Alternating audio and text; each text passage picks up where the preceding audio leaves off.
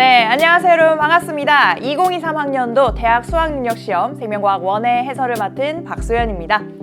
자, 오늘 여러분들의 수능 날이었는데 날씨가 수능 날치고는 좀 따뜻해서 선생님이 다행이다라고 생각을 했었죠. 그런데 시험 문제는 따뜻하다 못해 굉장히 뜨거웠습니다.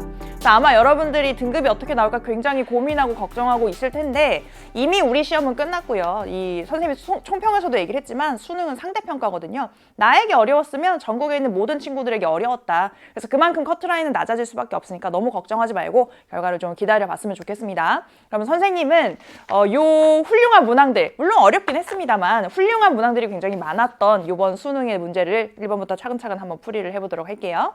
자, 1번 문제 보겠습니다. 역시나 생물의 특성에 대해서 나왔는데 해파리, 오늘의 주인공 해파리. 다음은 어떤 해파리에 대한 자료이다. 이 해파리의 유생은 발생과 생장 과정을 거쳐 성체가 되고 성체의 촉수에는 독이 있는 세포가 존재한대요. 분포하고 그 촉수에 물체가 닿으면 이 세포에서 독이 분비된다라는 설명을 마무리하고 있습니다. 그래서 기억 보기를 봤더니 이 발생과 생장 과정에서 세포 분열이 일어나는지 물어봤어요. 그래서 이 발생과 생장이라는 거는 다세포 생물에서만 일어나는 세포 분열을 통해서 몸체에 크게 커지고 성체로 발달해가는 과정이기 때문에 세포 분열이 전제가 되어 있죠. 기억 맞는 내용이고, 그 다음에 니은에서 동그라미 A, 이 세포 A에서 물질 대사가 일어나는지 물어봤는데 항상 강조하는 내용입니다. 모든 살아있는 세포에서는 살아있는 상태를 유지하기 위해서 물질 대사, 특히 세포호흡이 끊임없이 일어나고 있다. 그래서 니은 맞는 내용이고, 그 다음에 D급 보기 동그라미 니은, 촉수에 물체가 닿으면 독이 분비되는 것은 자극에 대한 반응이 얘에 해당이 되느냐? 맞는 내용이죠. 그래서 1번 치고는 조금 호락호락하지 않은 느낌이 있었을 수 있으나 그래도 한 번쯤은 들어봤던 개념을 공부할 때 아마도 들어봤을 텐데 그동안 조금 다른 파트에 집중하면서 약간 잊고 있던 개념을 물어보지 않았나라는 생각을 합니다. 자, 그 다음에 2번 문제 같이 풀어볼게요. 2번 문제는 3단원의 질병과 병원체에 대한 내용이 2번으로 진출했습니다. 자료가 좀 간단하다 보니 앞장으로 당겨졌는데, 그래서 사람의 5가지 질병을 병원체의 특징에 따라서 구분해서 나타냈다. 보통은 세균성 질병, 바이러스성 질병 이렇게 구분이 되는데 지금 첫 번째 질병의 칸을 보시면 결핵, 무좀, 말라리아가 같이 묶였어요. 왜냐하면 특징이 세포 구조로 되어 있다이기 때문에 진핵생물이든 원핵생물이든, 그러니까 진핵세포든 원핵세포든 같이 이렇게 묶인 거거든요. 그래서 병원체가 생물인 종류들이 다 여기에 싸그리 묶였고, 그 다음에 가에 해당하는 질병으로는 독감, 후천성 면역결핍증, 에이즈가 제시가 됐습니다. 그럼 이건 뭐에 의한 질병이죠? 요거는 바이러스에 의한 질병인데, 그렇다면 가에는 바이러스가 갖고 있는 특징이 들어가야 할 것 같아요. 그래서 보기 내용 봤더니 기억에 스스로 물질 대사를 하지 못한다는 가에 해당되는 특성이나 이냐 물어봤습니다. 그렇죠? 바이러스는 이런 세포들과는 달리 스스로는 물질 대사를 하지 못하니까 기억 맞는 내용 되겠고요. 그 다음에 니은 보기에 무좀과 말라리아의 병원체는 모두 곰팡인지 물어봤습니다. 무좀은 맞죠? 근데 말라리아는 병원체가 원생생물이라서 곰팡이가 병원체가 아니다. 그래서 니은 틀렸고, 그 다음에 D급 보기는 결핵과 독감은 모두 감염성 질병인지 물어봤습니다. 이게 다 병원체에 의한 질병이기 때문에 여기 나와 있는 예시들은 다 감염성 질병에 해당이 되죠. 그죠? 종류에 상관없이 다 감염성 질병들이니까 당연히 결핵과 독감도 감염성 질병에 해당이 될 겁니다. 그래서 기억 D급 맞는 보기로 체크를 해보도록 할게요. 자, 그 다음에는 3번 문제. 2단원의 세포호흡 나왔습니다. 그래서 아예 세포호흡에 대한 자료이다. 이래서 세포호흡에 집중하고 있는 모습 보여주고 있고요.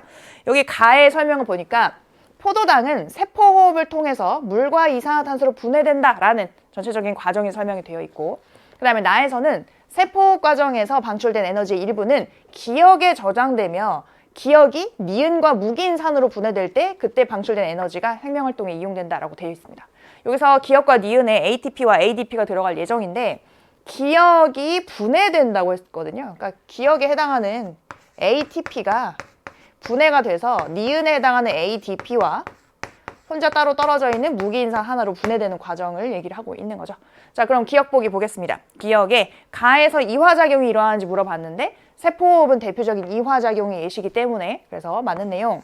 그 다음에 니은 보기 미토콘드리아에서 니은이 기억으로 전환되는지 물어봤습니다. 그러니까 지금 기억이 니은으로 전환되는 과정은 세포에서 다 각 부분에서 일어날 수 있는 그런 상황인데 ADP가 ATP로 이렇게 합성되는 과정은 물론 세포질에서도 일어날 수 있는데 대체로 이제 미토콘드리아에서 많이 합성이 되거든요. 그래서 미토콘드리아에서 요 ADP와 무기인산이 합쳐져서 ATP가 되는 과정 일어납니다. 그래서 니은 맞고, 그 다음에 D급 보기에 포도당이 분해되어 생성된 에너지의 일부는 체온 유지에 이용이 될 수 있느냐. 그래서 분해되면서 나오는 그런 에너지들이 뭐 ATP에 저장이 되기도 하지만 열에너지 상태로 방출이 되기도 하고 ATP에 저장이 됐다가도 얘를 분해하는 과정에서 그걸 체온 유지에 이용할 수도 있거든요. 그래서 디귿 맞는 보기, 기억, 니은, 디귿 답은 5번이 되겠습니다. 여기까지, 그래서 4번까지 뭐 어렵지 않게 해결을 잘 했을 것 같아요. 4번은 별다른 자료도 없고 그냥 이게 다예요. 사람의 몸을 구성하는 기관계에 대한 설명으로 옳은 것만을 보기에서 있는 대로 골라봐라. 그래서 보기 기억에 소화계에서 흡수된 영양소의 일부는 순환계를 통해 폐로 운반되는지 물어봤습니다. 그러니까 사실은 너무 당연한 내용인데 아마 여러분들이 이게 수능이기도 하고 그래서 이제 시험장에 가서 시험을 보다 보니 더 긴장돼서 어렵게 느껴졌을 것 같아요. 전체적인 문항이. 그런데 우리 이 영양소가 소화계에서 흡수된 것은 우리 몸에 있는 모든 세포에서 이용을 해야 됩니다. 모든 하나하나의 세포들이 세포호흡을 해야 살아남을 수 있으니까. 그러면 순환계를 통해서 폐로도 가야 되겠죠. 그렇죠? 폐에 있는 여러 세포들이 있잖아요. 폐에서도 엄청 많은 세포들이 존재하는데 그 세포들에게도 영양소가 전달이 돼야 되니까. 그래서 기억 맞는 내용. 그 다음에 니은, 간에서 생성된 노폐물의 일부는 배설계를 통해 몸 밖으로 배출된다. 배설계가 노폐물을 몸 밖으로 배출하는 그런 기관이잖아요. 그래서 그런 기관계잖아요. 당연히 맞는 내용이 되겠죠. 그 다음에 디귿, 호흡계에서 기체교환이 일어나는지 물어봤습니다. 그렇죠? 호흡계의 주요 역할이 산소와 이산화탄소 등등의 기체를 교환하는 역할을 하게 되죠. 그래서 기억, 니은, 디귿 답은 5번이 되겠습니다. 자, 넘어가서 5번 문제 3단원으로 넘어왔죠? 지금 보니까 척수반사에 해당하는 그림입니다. 척수반사 중에서도 회피반사, 물론 이 반사의 이름, 명칭을 물어보진 않았어요. 근데 지금 척수가 중추가 되어 일어나는 척수 반사의 그림이 나왔고 이런 반사의 그림이 나왔을 때는 각각의 뉴런의 종류들 잘 체크를 하셔야 됩니다. A 뉴런 같은 경우에는 짠! 옆구리에 신경세포체가 있는, 그죠? 전형적인 감각 뉴런, 뭐 감각 뉴런이라고 할 수도 있고 구심성 뉴런이라고 할 수도 있고. 자, 그 다음에 이 B라는 뉴런을 잘 보셔야 되는데 B라는 뉴런은 척수 안에 쏙 들어가 있어요. 척수에서 조금도 삐져나온 부분이 없어. 그럼 이런 거는 척수를 구성하고 있는 중추신경계를 이루고 있는 뉴런입니다. 그래서 연합 뉴런이죠. 그 다음에 C는 이 척수에서부터 뻗어나와서 골격근에 닿아 있는 채성신경. 채성신경은 더 구체적인 명칭의 이름이고 얘 더 윗단계에 있는 명칭이 얘랑 쌍을 이루는 운동, 원심성 신경이 되겠습니다.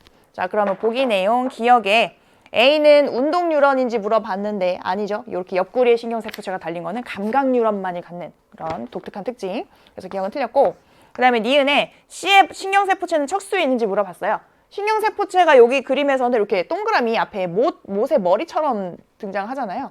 C를 쭉 따라가 보니까 그의 시작점은 척수 안에 쏙 들어가 있습니다.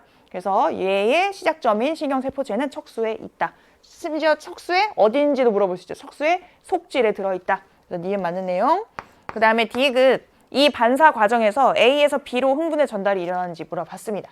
그러면 A를 통해서 감각 정보, 여기 찔렸어, 아야 하는 정보가 들어왔어요. 그러면 그게 지금 척수로 넘어와서 B를 통해서 이렇게 C를 통해서 이렇게 움직이게 되는 그런 반응을 일으키잖아요. 그래서 A에서 B로, B에서 C로 이렇게 이동하고 있으니까 디귿 맞는 설명 되겠습니다.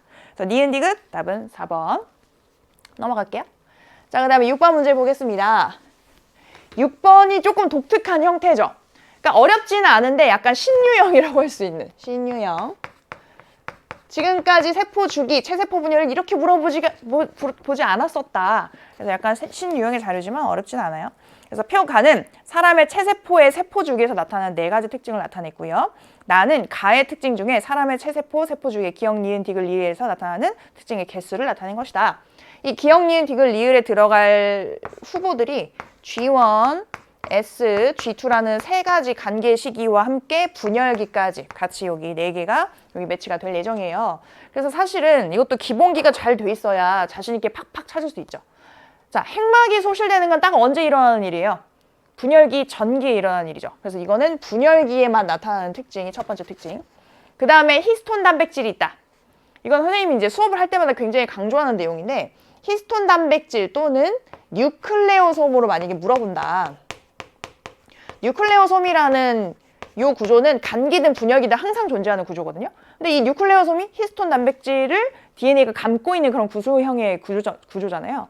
그럼 얘가 간기와 분열기에 모두 존재하면 그거의 구성 성분이 히스톤 단백질도 당연히 간기든 분열기든 존재해야 되겠죠. 그렇죠? 그래서 모든 시기에 존재합니다. 그래서 G1, S, G2, M기 모두에 해당하는 특징이고, 그 다음에 방추사가 동원체에 부착되는 사건은 언제? 방추사라는 구조물 자체가 분열기에만 단독으로 관찰이 될 수 있는 그런 구조물이에요. 그럼 방추사가 동원체에 부착되는 그런 사건도 분열기에만 일어날 수 있겠죠. 그렇고, 그 다음에 핵에서 DNA 복제가 일어나는 것. 복제는 좀 쉽지. 복제는 S기에만 일어나는 사건이니까 이렇게. 자, 그럼 이 중에서 M기는 총 3번 등장했어요. 그러면 3이라는 숫자에 해당하는 게 M기가 되겠고, 그 다음에 2번 등장한 게 지금 S기죠? 그러면 2가 S기. 그리고 G1기와 G2기는 각각 한 번씩만 등장했으니까 여기에 1이라는 숫자가 들어가면서 G1 아니면 G2로 매치가 될 겁니다. 정확히 뭔지는 알 수도 없고 끝까지. 그래서 기억 보기에 동그라미 기억 시기에 특징 A가 나타나는지 물어봤어요. S기에 특징 A 나타나죠? 그쵸? 맞는 내용. 그 다음에 니은 보기 동그라미 D긋, 그러니까 M기죠? 가 아닙니다. M기 시기에 염색 분체의 분리가 일어나는지 물어봤습니다. 지금 이게 무슨 분리? 무슨 분열? 체세포 분열이라고, 체세포의 세포주기라고 이렇게 제시를 하고 있거든요. 그럼 체세포 분열이 일어날 때는 염색 분체의 분리가 일어나는 게 맞으니까.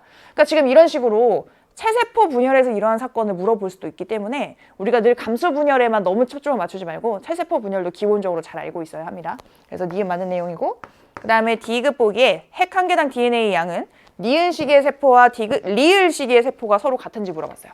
니은과 리을이 각각 G1기 아니면 G2기인데 G1기에서 복제가 돼야 G2기로 갈 수 있기 때문에 절대 DNA 상대량이 같을 수가 없죠. G2기가 2배의 상대량을 갖습니다. 그러니까 D급 보기는 맞을 수가 없는 보기. 누가 뭐가 됐든. 그래서 기억 니은만 맞으니까요. 답은 3번이 되겠습니다. 이렇게 홀가분하게 첫 번째 페이지를 해결을 해봤고요. 자, 이제 두 번째 페이지로 넘어가 보겠습니다. 자, 감수 분열에 해당하는 자료가 나왔는데 물론 이 자료가 조금 까다롭긴 해요. 그래서 얘가 쉽게 준 문제는 아닙니다. 하지만 여러분들이 아마 조금 더 여유를 가지고 풀었으면 충분히 풀 수 있었을 만한 난도의 문제라고 선생님이 생각하거든요. 그래서 이 내용을 어떻게 하면 굉장히 빨리 쉽게 찾을 수 있는지를 한번 같이 풀어볼게요. 그래서 사람의 유전형제 간은 두 쌍의 대립 유전자 라지 A, 스몰 a, 라지 B, 스몰 B에 의해서 결정이 된대요. 그래서 대립 유전자 종류는 라지 A, 스몰 a랑 라지 B, 스몰 B 네 종류가 등장을 할 거고, 지금 정자 형성 과정이기 때문에 이 중에서 뭔가 성염 색체에 존재하는 경우는 꼭 2개 한 쌍이 아닐 수도 있는, 첫 번째 문장에서는 그걸 정확히 알 수 없거든요. 그래서 일단 넘어갑니다. 그래서 그림은 사람 피의 G원기 세포 1로부터 정자가 형성되는 과정을 나타냈대요. 그다음에 표는 세포 가나다라에서 대립 유전자 기억, 니은, 디귿의 유무랑 스몰 a, 라지 b 각각의 DNA 상대량을 나타낸 것이다 라고 돼 있고, 당연히 가나다라를 저 1, 2, 3, 4랑 매치를 하게 되겠죠. 그 다음에 여기 기억, 니은, 디귿에 들어갈 애들이 라지 b 빼고 라지 a, 스몰 b 중에 하나씩이 기억, 니은, 디귿으로 매치가 될 예정이라고 합니다. 근데 이 문제가 왜 별로 어렵지 않냐면 지금 보면 EN에 해당하는 세포가 1, 2죠. 얘네들의 차이는 2가 1에 비해서 복제가 됐다는 점. 그 다음에 3, 4에 해당하는 것들은 둘 다 N 상태여야 되는데 3은 복제된 상태, 4는 마지막 최종까지 분리가 된 상태로 봐야 됩니다. 자, 그리고 아마 선생님한테 배운 친구들은 이런 스킬들을 배웠을 거예요. 가나다라에서 이게 한 개체의 세포들인데 다른 세포에는 존재하는 유전자가 없다면, 하나라도 없다면 그거는 N 상태의 세포일 수밖에 없다. 다른 세포에 존재하는 유전자가 하나라도 없다면 걔는 N 상태일 수밖에 없다. 지금 N 상태의 세포가 2개 나와야 되는데 이미 가와 다가 N으로 확정이 된 거예요. 그럼 나와 라는 EN일 수밖에 없지. 2개씩 N과 EN으로 묶여야 되니까 이렇게 되는 거고요. 그러면 가와 다 중에 누가 3번이고 누가 4번이겠어요? 가는 라지 B를 2개 갖고 있고 다는 스몰 a를 1개만 갖고 있어요. 이렇게 홀수를 가질 수 있는 거는 맨 첫 번째 줄 아니면 마지막 줄이죠. 그럼 지금 이게 복제가 된 상태의 가가 세 번째 줄에 있는 3번, 복제가 된 N 상태의 세포니까, 그 다음에 다가 복제가 안 된 상태의 N 상태의 세포 4번이 되겠습니다. 이렇게. 그럼 지금 여기 눈에 보이는 대로 한번 적어보자고요. 여기서 이 3번이라는 세포에 라지 B가 있어요. 그죠? 라지 B가 일단 있습니다. 그리고 기억, 니은, 디귿 중에 동그라미 되어 있는 그런 유전자가 있거든요. 근데 지금 얘는 N 상태이기 때문에 라지 B가 있으면 스몰 b는 있을 수 없고 디귿은 그러면 라지 A 또는 스몰 A라는 에 해당하는 그런 A 유전자구나 라는 걸 일단 알 수 있는 거죠. 얘는 A 종류 중에 하나다. 그 다음에 4번 세포를 보니까 4번 세포는 스몰 A도 있고 라지 B도 있어요. 그럼 얘는 A 중에 둘 중에 하나, B 중에 둘 중에 하나만 갖는 게 끝이거든요. 4번은. 그럼 지금 요거 하나씩 갖고 있는 걸로 마무리가 되는 겁니다. 이렇게. 그리고 나서 우리가 알 수 있는 점이 뭘까? 3번도 라지비를 갖고 4번도 라지비를 갖네요. 무슨 소리지? 4번이 라지비를 가지려면 그 위에 있는 세포도 라지비가 있었다는 얘기고 애초에 라지비 동형접합이었다. 그래야 양쪽으로 다 나눠질 수가 있겠죠. 그래서 이런 상태라는 걸 알 수가 있겠고요. 그러면 나의 세포로 한번 넘어가 봅시다. 나의 세포에는 스몰 a가 복제된 상태로 있어요. 그러니까 지금 라가 복제되면 나가 되는 거잖아요. 한 개 가지고 있던 게 복제돼서 두 개가 된 상태. 그 스몰 a는 한 개가 있었다. 한 개가 있었고 여기서 이제 두 배로 복제된 상태. 그러면 지금 나의 세포에 니은, 기역, 니은, 디귿 중에 니은이 있는지 없는지 물음표가 돼 있고 기역과 디귿은 있는 걸로 돼 있습니다. 이렇게 돼 있죠? 근데 우리가 알고 있는 정보가 B에 대해서는 동형접합이라서 나는 그게 복제돼서 4. 그 전 단계 세포인 1에서는 그거의 절반인 2만큼 갖고 있는 거예요. 그러면 지금 나의 세포에서 스몰 b라는 유전자가 있을 수가 없죠. 라지 b로 동형접합으로 채웠으니까. 그러면 이 중에서 스몰 b 유전자는 없어야 하기 때문에 없는 X표가 된 그런 유전자가 있어야 되고 그럼 니은이 스몰 b로 확정이 될 수밖에 없는 상태죠. 그럼 기역과 디귿이 각각 라지 a와 스몰 a로 매치가 될 텐데 그죠? 그런 상태인데 지금 라에서는 여기랑 똑같은 구성으로 되어 있겠고 4번 세포에 디귿이 없어요. 이게 A에 해당하는 세포인데 여기 4번 세포는 스몰 a를 갖고 있으니까 스몰 a의 대립 유전자인 라지 a는 가질 수가 없겠죠. 그래서 디귿이 라지 a, 기역이 스몰 a로 확정이 되는 그런 상태가 되겠습니다. 그럼 3번 세포에는 스몰 a가 아니고 라지 a가 이렇게 그럼 라지 a가 있어야 되니까 여기서는 어떤 유전자도 뭐 성염색체 있진 않고 다 상염색체 있어서 A에 대해서는 이형접합이었고 B에 대해서만 동형접합인 그런 상태로 볼 수가 있겠죠. 최종적으로는 두 번째, 세 번째 줄은 이제 복제되어 있는 그런 상태로 써줄 수가 있겠습니다. 자, 그럼 보기 내용 볼게요. 보기 기역 4번에 동그라미 기역이 있는지 물어봤습니다. 그래서 4번 세포가 이 단데 지금 여기서는 물음표로 돼 있죠. 근데 동그라미 기역이 스몰 a인데 스몰 a가 그 세포에 있는 걸 알고 있으니까 이제 우리가 풀 수 있는 그런 내용. 그래서 기역 맞는 보기. 그 다음에 니은 보기는 나의 핵상은 2n이냐? 나는 2n일 수밖에 없죠. n짜리 세포 두 개 다 발견이 됐으니까 2n일 수밖에 없다. 그 다음에 디귿 P의 유전자형은 라지 A 스몰 A, 라지 B 스몰 B가 아니고 라지 A 스몰 A, 라지 B, 라지 B니까 디귿 잘못됐습니다. 기억 니은만 맞기 때문에 답은 4번이 되겠죠.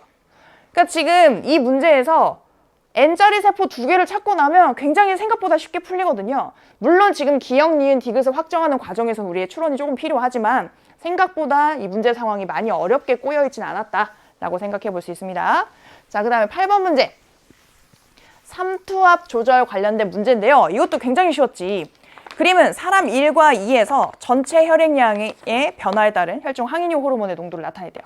지금 1번 그래프, 2번 그래프가 있는데 이게 두 사람이거든요. 근데 1번과 2번 둘 중에 한 명은 ADH가 정상 분비되는 사람이고 둘 중에 한 명은 ADH가 과다 분비되는 사람이래요.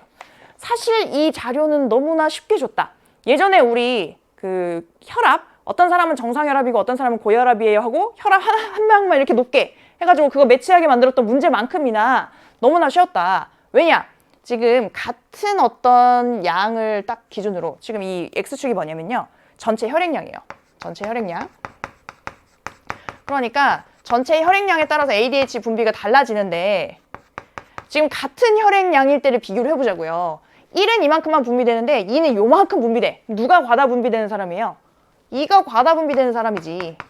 1이 정상 분비되는 사람이고. 끝! 자, 그러면 기억 보기. 기억에 ADH는 혈액을 통해 표적세포로 이동한다. 이건 ADH뿐만 아니라 모든 그 호르몬들의 일반적인 특성이니까 그 호르몬의 한 종류인 ADH에도 해당되는 특성이고요. 그 다음에 니은 2번이 ADH가 정상적으로 분비되는 사람이다. 아니죠. 과다 분비. 그 다음에 디귿 1에서 단위 시간당 오줌 생성량은 그럼 오줌 누가 더 같은 시간 동안 많이 만들 것이냐 그걸 비교하는 건데 V1의 혈액량일 때랑 V2의 혈액량일 때를 비교를 한대요. 근데 요거 정도는 알고 있어야 되죠. ADH 분비가 많으면 오줌 생성은 줄어듭니다. 오줌으로 나갈 물을 우리 몸으로 다시 데려오는 거니까. 그러면 ADH 분비량이 많은 V1에서 오줌의 양은 적을 수밖에 없죠. 그죠? 근데 지금 여기서는 오줌 생성량이 V1일 때가 더 많냐고 물어봤으니까 그건 잘못된. ADH가 적게 나올 때 오줌으로 콸콸 나갈 수 있는, 물이 콸콸 나가는 그런 상태. 그래서 디귿은 잘못되네요. 기억 1번이 되겠습니다.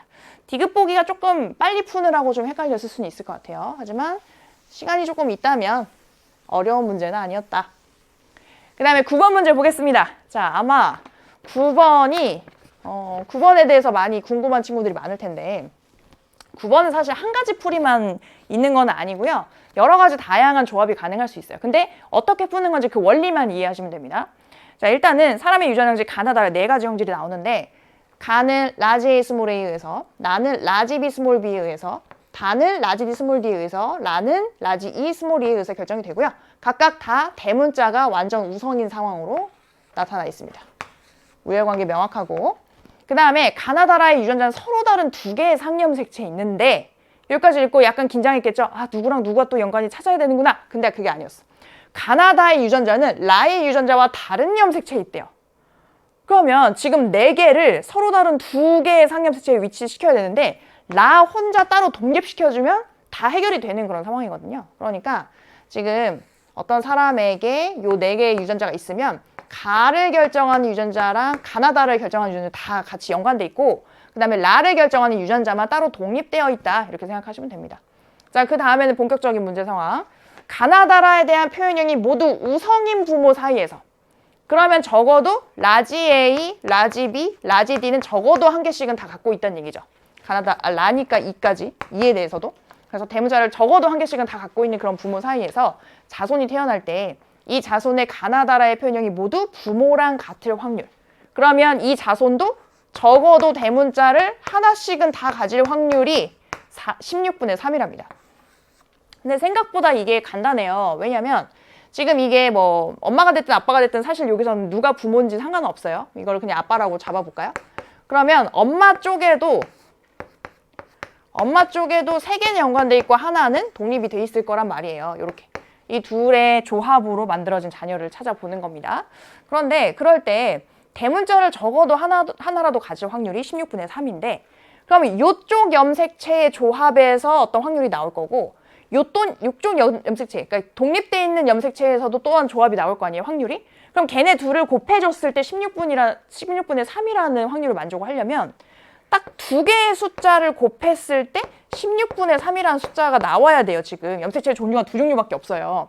그러면 일단 기본적으로 여기서 만족시킬 수 있는 거는 4분의 3과 4분의 1이라는 숫자가 순서는 바뀔 수 있습니다. 이거 말고는 조합이 없어요. 두 쌍을 조합해서 뭐 8분의가 나올 수도 없고 8분의가 불가능하기 때문에 뭐 16분의도 당연히 불가능하죠. 그러니까 16분의 3이라는 숫자를 만족하려면 4분의 3과 4분의 1의 조합밖에는 없습니다. 자, 그런데 만약에 이제 독립되어 있는 거 먼저 한번 생각해 보자고요. 일단 이 부모가 모두 대문자를 하나씩은 갖는다고 했어요. 이렇게 2에 대해서. 그래야 우성 표현형이 나오니까. 그럼 여기가 둘 중에 하나라도 우성 유전자로 동형접합이 오면 무조건 요거에 대해서는 확률이 1이 돼버리죠. 그죠? 무조건 대문자를 하나 받아버리니까 무조건 우성 표현이 나오거든요. 그러니까 우성 동형접합이면 안 돼. 그러면 지금 여기서는 열성 동형접합도 불가능하니까 둘 다 이렇게 이형접합일 수밖에 없는 거죠. 그럼 이형접합인 부모 사이에서 요 대문자를 하나라도 갖는 라지 언더바의 자녀가 태어날 확률은 4분의 3입니다. 요쪽이 4분의 3인 거예요. 그러면 요쪽 조합이 4분의 1이 나와야 되는 그런 상황이 되는 거죠. 자, 그럼 여기에서 이거를 좀 빨리 스킬로 이렇게 빨리 풀이를 하려면 일단 부모가 라지 A, 라지 B, 라지 D를 적어도 하나씩은 가져야 되는 상황이에요. 그런데 만약에 한쪽 염색체에 라지 A, 라지 B, 라지 D가 같이 연관돼서 존재하면 그러면 이게 다른 한쪽 사람의 어떤 염색체랑 만나더라도 무조건 우성 표현형이 나오기 때문에 그러면 얘가 3개가 한쪽에 몰려있는 건 안 돼. 이 조합은 피해야 돼요. 이렇게. 그러면 하나의 염색체의 최대 대문자를 2개까지만 올려야 된다는 얘기죠. 그러면 여기서 빠진 대문자 하나는 이쪽 반대편에 하나를 올려줘야 된다는 얘기입니다. 근데 이렇게 만들 수 있는 조합이 굉장히 다양하게 많이 있거든요. 그러면 그것 중에 하나를 선생님이 예를 들어서 해볼게요. 만약에 이쪽에 라지 A, 라지 B의 조합이 왔다고 칩시다. 그러면 여기 한쪽에 다 몰려있으면 안 되니까 스몰 d를 이쪽에 하나 써줘야 되겠죠. 그쵸? 그러면 대문자를 하나는 가져야 되니까 라지 D 이쪽에 써줘야 될 거예요. 이렇게. 그 다음에 만약에 이쪽 배우자도 똑같은 조합으로 갖게 되면 그러면 우리가 그 4분의 1이라는 확률이 절대 나오지가 않고 요게 이제 확률이 줄어들거든요. 뭐 2분의 1이라든지. 그러니까 이쪽에 하나를 다 똑같이 몰아서 넣을 수는 없어요. 그럼 약간 조합을 달리 해줘야 돼요. 그러니까 두 개를 갖고 있는 염색체가 있어야 되는데 같은 조합으로 가지면 안 된다. 그럼 예를 들어 라지 A가 여기 왔으면 스몰 b 하나 오고 라지 D 하나 오는 이런 조합. 사실 다른 조합도 가능해요. 이렇게. 그러면 요거에 스몰 b가 왔으니까 우성 표현형 만들면 여기 라지 B 와줘야 되겠죠. 그리고 만약에 우성 동형접합으로 유전자형이 생기면 그러면 또 만약에 조합을 했을 때 여기 만약에 라지 A 온다고 쳐볼까요? 이렇게. 그리고 얘는 이형접합이라고 한번 쳐봅시다. 이렇게. 그럼 어쨌든 이 가닥이랑 이 가닥이 조합이 또 똑같아지면서 그렇게 되면 이 확률을 만족하지 못하는 거예요. 그래서 이런 상황으로 만약에 가정을 해놨다면 지금 기본적으로 대문자를 한쪽에 두 개는 놓으면서 나머지 하나는 소문자로 만들어주면서 서로 좀 다른 조합으로 만든 거죠. 그러면 얘의 반대편은 대문자가 하나 있어줘야 되는 거고 그렇게 해서 4분의 1의 확률을 만들 수 있는 거는 이런 유전자형이 가능할 겁니다. 이렇게 다 이형접합으로 해서 이렇게 하면 옆에다가 여기서 나타날 수 있는 태어날 수 있는 유전자형을 다 적어볼게요. A, B, D에 대해서만 적어보겠습니다. E는 어차피 너무 간단하니까 그러면 이렇게 두 가닥이 만나면 라지 A, 라지 A, 라지 B, 스몰 B에 라지 D, 스몰 D 이 가닥과 요 가닥이 만나게 된다면 라지 A, 스몰 A, 라지 B, 라지 B에 그다음에 스몰 D, 스몰 D 그 다음에 이 가닥과 이 가닥이 만나게 된다면 라지 A, 스몰 B, 스몰 B에 라지 D, 라지 D 그 다음에 요 가닥과 요 가닥이면 스몰 A, 라지 B, 스몰 B, 라지 B, 스몰 B에 라지 D, 스몰 D 이렇게 자 그러면 모든 것에 대해서 대문자를 각각 하나씩은 갖는 그런 조합을 보면 얘는 가능하죠? 다 대문자 근데 여기서는 소문자만 있는 게 있어서 안 되고 여기도 소문자만 있는 조합이 있고요 여기도 소문자만 있는 조합이 있어요 그래서 대문자를 적어도 한 개씩은 종류별로 갖는 게 전체 4개 중에 하나의 조합만 가능하죠 4분의 1의 확률이 나옵니다 그러니까 이런 거 유전자형은 좀 달라질 수 있어요 조합을 어떻게 하냐에 따라서 그 중에 하나를 말씀을 드린 거고 이 문항에서 최종적으로 묻고 있는 건 뭐냐 그럼 이 자손에서 적어도 2가지 형질에 대한 유전자형이 이형접합성으로 가질 확률을 물어봤어요. 그럼 선생님 여기 어떻게 사실 조합을 해도 확률은 똑같이 나오니까 굳이 뭐 하나의 유전자형으로 정할 필요는 없는 그런 문항입니다. 그러면 지금 A, B, D에 대해서도 이형접합, 동형접합이 가능하고 그 다음에 남은 하나 E에 대해서도 동형접합, 이형접합 상황이 가능할 텐데 어차피 라지 E 스몰이와 라지 E 스몰이 사이에서는 라지 E나 스몰 E 또는 라지 E 스몰 E의 유전자형만 태어날 수 있잖아요. 그러면 동형접합일 확률이 2분의 1이고 이형접합일 확률이 2분의 1이라서 어차피 반반이에요. 그래서 굉장히 좀 심플해지는 상황이다. 자, 그러면 지금부터 한번 확률 계산을 해볼게요. 그러면 2가지 이상이 이형접합이어야 되거든요. 그럼 이미 현재 이형접합인 거 밑줄로 한번 쳐보자고요. 여기 이형접합, 여기 이형접합이죠. 그 다음에 요거 이형접합이고 그 다음에 세 번째 줄에서 요거 하나만 이형접합이고 네 번째 줄에서 2가지 이형접합입니다. 자 그러면 일단 첫 번째 유전자형이랑 마지막 유전자형은 이미 2종류에 대해서 이형접합이 완성이 됐어요. 그러니까 이에 대해서 어떤 조합을 받든 상관없이 요거는 이미 충족이 된 상황이다. 그래서 4가지 조합 중에 절반은 이미 2가지의 그 이형접합을 갖기 때문에 절반 2분의 1은 그냥 그대로 더해주시면 되고요. 그럼 나머지 2가지는 이형접합이 하나씩만 있어요.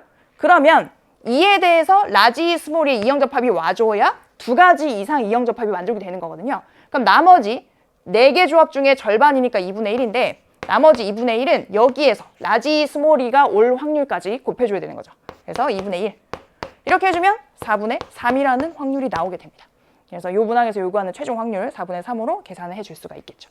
이렇게 해서 아마 이 조합을 하다 보면 여러 가지가 나와가지고 하다가 복잡해서 포기한 친구들 많았을 것 같은데 굳이 유전자형을 하나로 좁힐 필요는 없고 뭐 여러 가지 조합 중에서 하나를 선택해서 계산만 하면 되는 그런 문제였다. 연관관계를 다 줬기 때문에 생각보다 많이 복잡하지는 않은 안 복잡하다고 하면 여러분들이 속상하니까 많이 복잡하지는 않은 그런 문항이었다. 이렇게 정리해 볼게요. 자, 그 다음에 10번 문제입니다. 10번 문제도 새로운 유형의 자료긴 해요. 근데 이거를 깊게 생각하면 오히려 여러분들 헷갈릴 수 있고 그냥 간단하게 배운 대로만 푸시면 됩니다. 그림 가만하는 정상인 1과 2에서 기억과 니은의 변화를 각각 나타냈대요. T1 요 시점에 1번, 2번 둘 중 하나한테만 인슐린을 투여했대요. 그럼 정상적인 상황, 정상인 2명이었는데 둘 중 한 명한테만 뭘 주사를 놨어. 그럼 둘 중 한 명만 뭐가 변화해야 되잖아요. 평온한 애가 주사 안 맞은 애고 뭔가 맞은 애가 변화가 있겠지. 그럼 2번이 인슐린 주사 맞은 애란 말이에요. 자, 인슐린은 혈당량을 낮추는 호르몬입니다.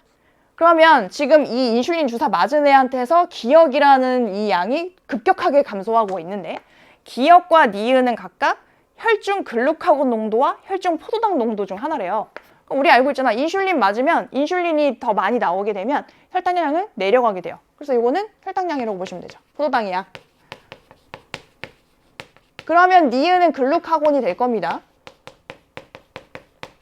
그러면 1번은 뭐 정상인 그대로 놔둔 거니까 변화 없을 거고 2번은 인슐린 주사를 맞았단 말이에요.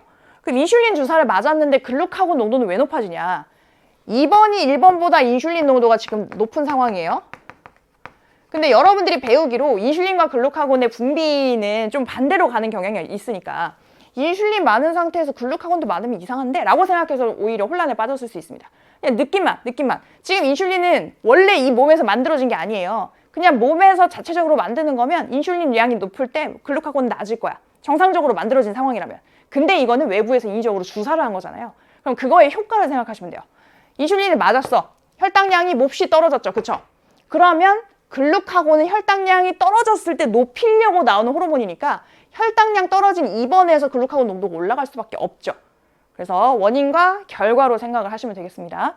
그래서 보기 기억에 인슐린은 세포로의 포도당 흡수를 촉진하는지 그거는 그냥 인슐린의 작용에 대해서 그냥 지식을 묻고 있는 거죠. 기억은 맞는 내용이고 그 다음에 니은은 혈중 포도당 농도가 아니고 글루카곤 농도니까 틀렸고 그 다음에 디귿 2번의 혈중 글루카곤 농도 분의 1번의 혈중 글루카곤 농도는 이렇게 분수로 나타냈을 때 T2일 때가 T1일 때보다 큰지 물어봤어요. 그럼 지금 여기서 2번의 글루카곤 농도 분의 1번의 글루카곤 농도를 나타냈으니까 지금 T1 상황에서는 그 둘이 같은 값을 보여주고 있거든요.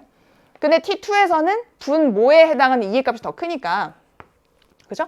그러면 전체적인 값이 작아지겠죠. T2일 때 더 값이 작습니다. 근데 T2일 때가 T1일 때보다 큰지 물어봤어요. 잘못됐죠. 그래서 기억만 맞는 보기 답은 1번이 되겠습니다.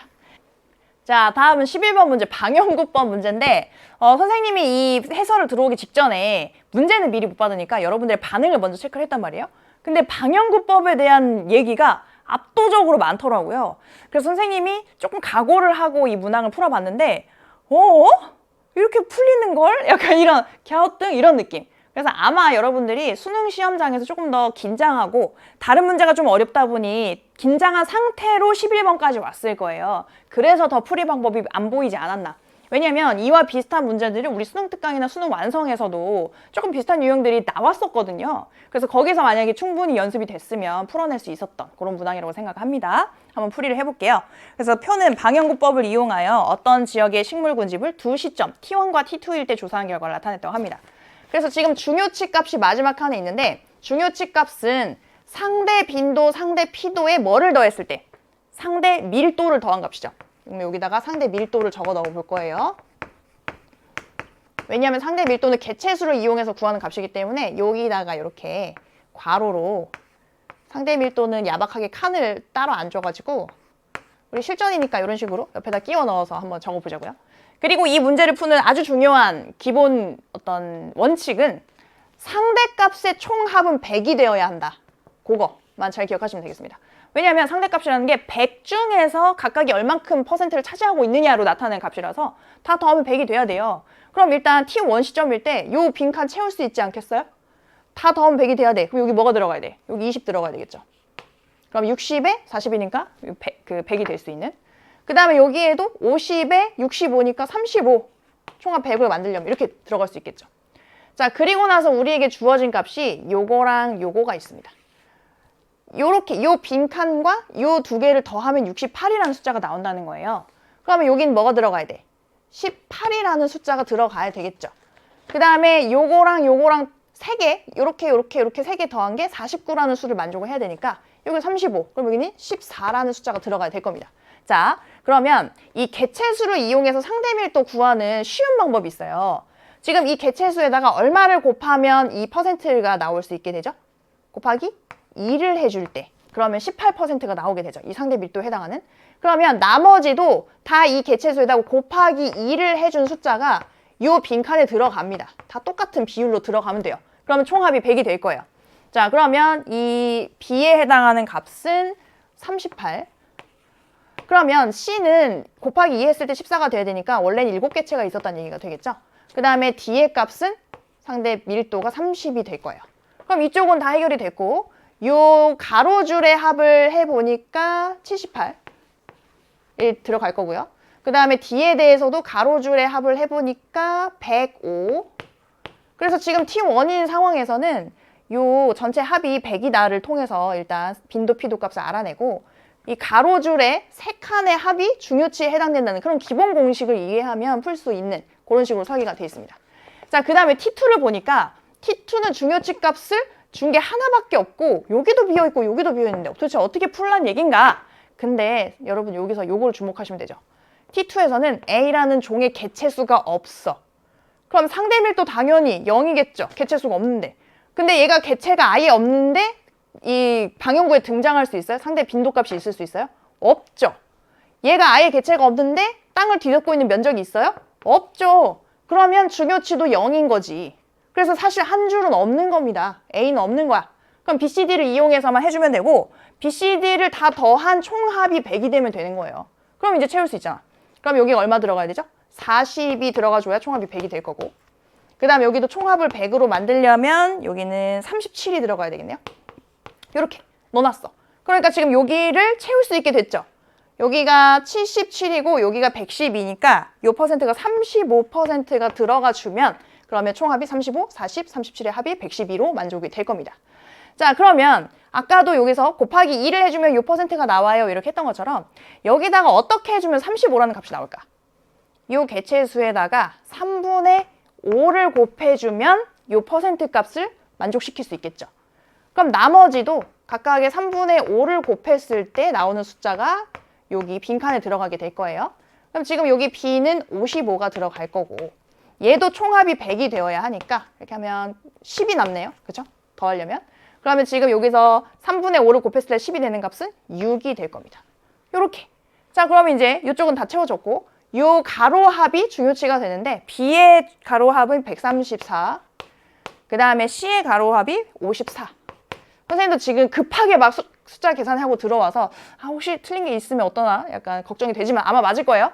이렇게 해서 중요치를 구해봤습니다. 그러면 보기 기억 보기에 T1일 때 우점종 물어봤어요. 우점종은 이 중요치 값이 가장 큰 종이죠. 이 4개 중에 지금 T1 상황만 보는 거예요. 위에 있는 것만. 그러면 이 값이 제일 크니까 D가 우점종이 맞고 그 다음에 니은은 T2일 때 지표를 덮고 있는 면적이 가장 큰 종. 지표를 덮고 있는 면적은 뭘 봐야 돼? 피도 값을 봐야 되죠. 피도 값이 제일 큰 종. 얘랑 비슷비슷 하지만 얘가 더 크니까 큰 건 사실이니까 B이다. 맞는 내용. 그 다음에 D귿 C의 상대 밀도는 T1일 때가 T2일 때보다 더 작은지 물어봤어요.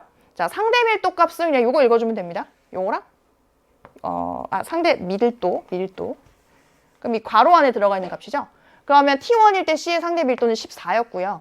그 다음에 T2일 때 C의 상대 밀도는 10이니까 여기서 T1일 때가 T2일 때보다 작다가 틀렸죠. T1일 때가 더 크니까. 그래서 기억 니은 맞고 답은 3번 되겠습니다. 이렇게. 자, 그 다음에 12번 문제도 신유형의 자료입니다. 신유형 자료인데 문제는 하나도 안 어려웠죠. 신유형 자료기만 해요. 자, 왜냐면 그림은 어떤 생태계를 구성하는 생물 군집의 단위 면적당 생물량.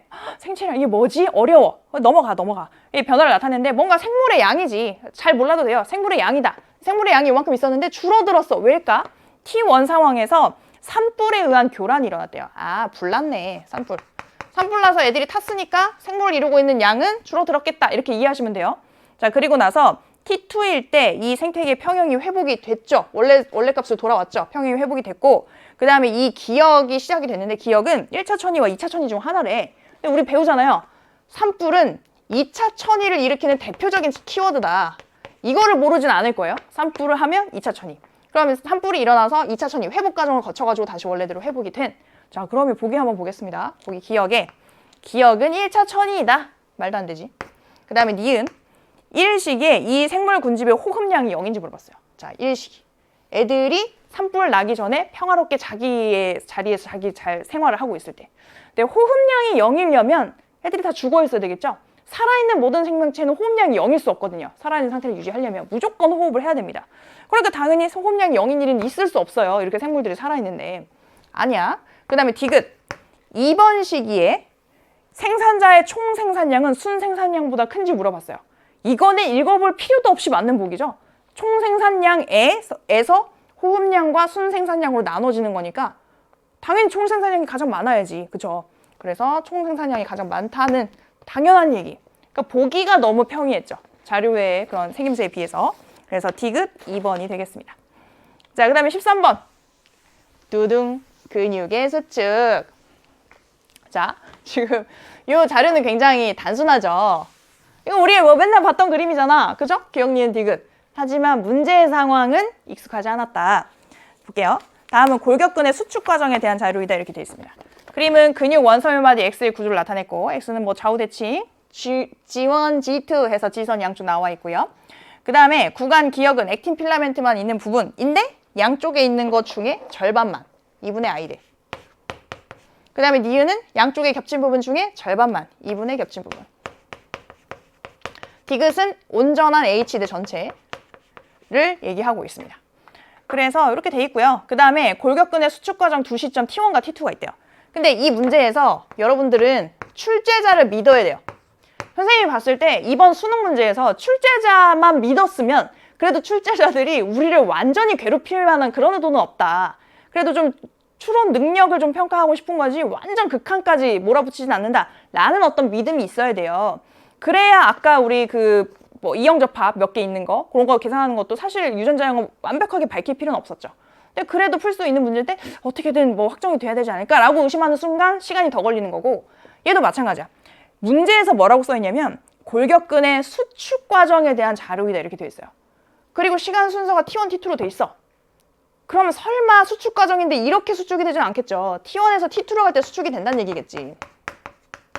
이렇게 믿어주세요. 믿어주세요. 수축 과정이라고 써줬으면 자 이때 X의 길이는 T1일 때 L이래요. 그 다음에 T2일 때는 기역, 니은, 디귿의 길이가 모두 같답니다. 그럼 기역, 니은, 디귿의 길이가 다 같으니까 X로 한번 놔볼까요? 얘들의 길이가 다 X로 같아요. 그러면 요 T2일 때의 전체 한마디 X, 작은 X, 그 소문자 X, 그 다음에 한마디, 근육 원소유마디 X의 길이는 기역, 니은을 2배 해서 더한 거, 그죠? 기역, 니은 더한 게 2X인데 그게 한쪽에 더 있으니까 4X, 거기다 가운데 껴있는 디귿 X까지 5X로 표기를 해볼 수도 있습니다. 이렇게. 자, 그러면 지금 L이라는 길이에서 수축되면서 ED의 길이만큼이 수축이 됐다고 한번 생각을 해볼게요. ED라는 길이만큼.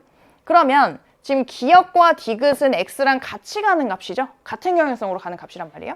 하지만 기역은 2분의가 붙었으니까 그 값에서 절반만 해주면 돼요. 그럼 지금 여기에서 얘가 ED만큼 줄어든 그런 상태고 그러면 기역에서 갈 때 D만큼 줄어든 게 기역의 상태. 그 다음에 니은은 절반인데 혼자 겹친 부분이니까 반대의 경향성. 얘만 부호 바뀌죠. 플러스 D. 그 다음에 디귿에 해당하는 H대는 X랑 0원의 짝꿍이어서 같은 만큼 같은 경향성으로 마이너스 2D. 자, 그러면 T1 상황일 때를 X와 D를 이용해서 적어봅시다. 그럼 기역은 X 플러스 D죠. 여기서 D만큼 감소했을 때 X가 되는 거니까. 그 다음에 니은은 X 마이너스 D. 그 다음에 디귿은 X 플러스 2D. 이렇게 표현을 해볼 수가 있어요.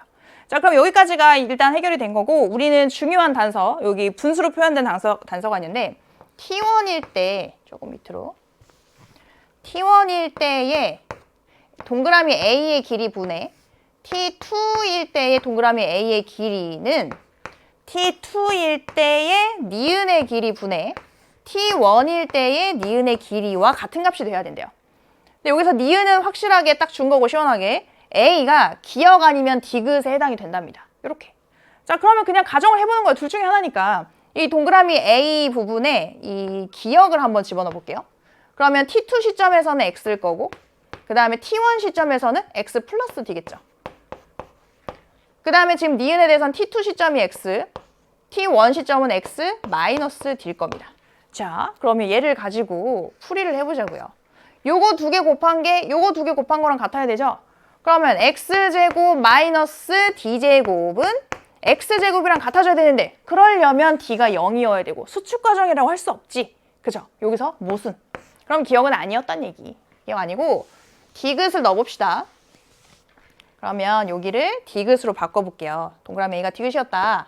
그럼 T2일 때의 값은 어차피 동일하고 T1일 때의 값이 플러스 2D가 되는 거죠. 여기만 바뀝니다. 자, 그럼 다시 계산 한번 해보자. 이렇게. 자, 그러면 얘네 둘이 해보면 X제곱 마이너스 DX 플러스 DX 그 다음에 마이너스 2D제곱이 저쪽에는 X제곱이랑 같아져야 되는 상황이죠. 그럼 X제곱 없어지고 DX가 결국에는 2D제곱이 되는 거니까 X가 2D가 되는 그런 상황으로 정리가 되겠습니다. 그럼 이쪽으로 와서 X 자리에다가 다 2D 넣어주시면 돼요. 2D, 2D, 2D 그럼 여기는 총합이 이제 2배 해주고 10D 되겠죠. 10D 그럼 원래 길이는 여기 더 2D가 더 긴 12D란 얘기고요. 기억, 니은, 디귿도 바꿔서 여기가 D만큼 더 길었으니까 3D D만큼 짧았으니까 D 그 다음에 2D만큼 더 길었으니까 4D로 넣어줄 수가 있겠습니다. 이렇게 해서 다 정리가 된 상황이라고 볼 수가 있겠죠? 자, 그럼 보기 내용을 한번 살펴보도록 하겠습니다. 자, 풀어봤더니 기억에 A는 동그라미 A는 디귿이었다. 그쵸? 기억으로 했을 때는 안 나왔고 디귿으로 했을 때는 값이 구해졌으니까 기억 맞고 그 다음에 니은 H대의 길이는 T1일 때가 T2일 때보다 짧은지 물어봤습니다. T1에서 T2로 갈 때 더 짧아지죠? 그렇죠? 그래서 T1일 때가 더 짧느냐고 물어보면 보기는 잘못된 보기가 되겠죠. T1일 때가 더 기니까 니은 틀렸고 그 다음에 디귿 보기 T1일 때 X의 G1으로부터 여기 볼게요. T1일 때 X의 G1으로부터 G2 방향으로 거리가 10분의 3L인 지점은 니은에 해당되는지 물어봤습니다.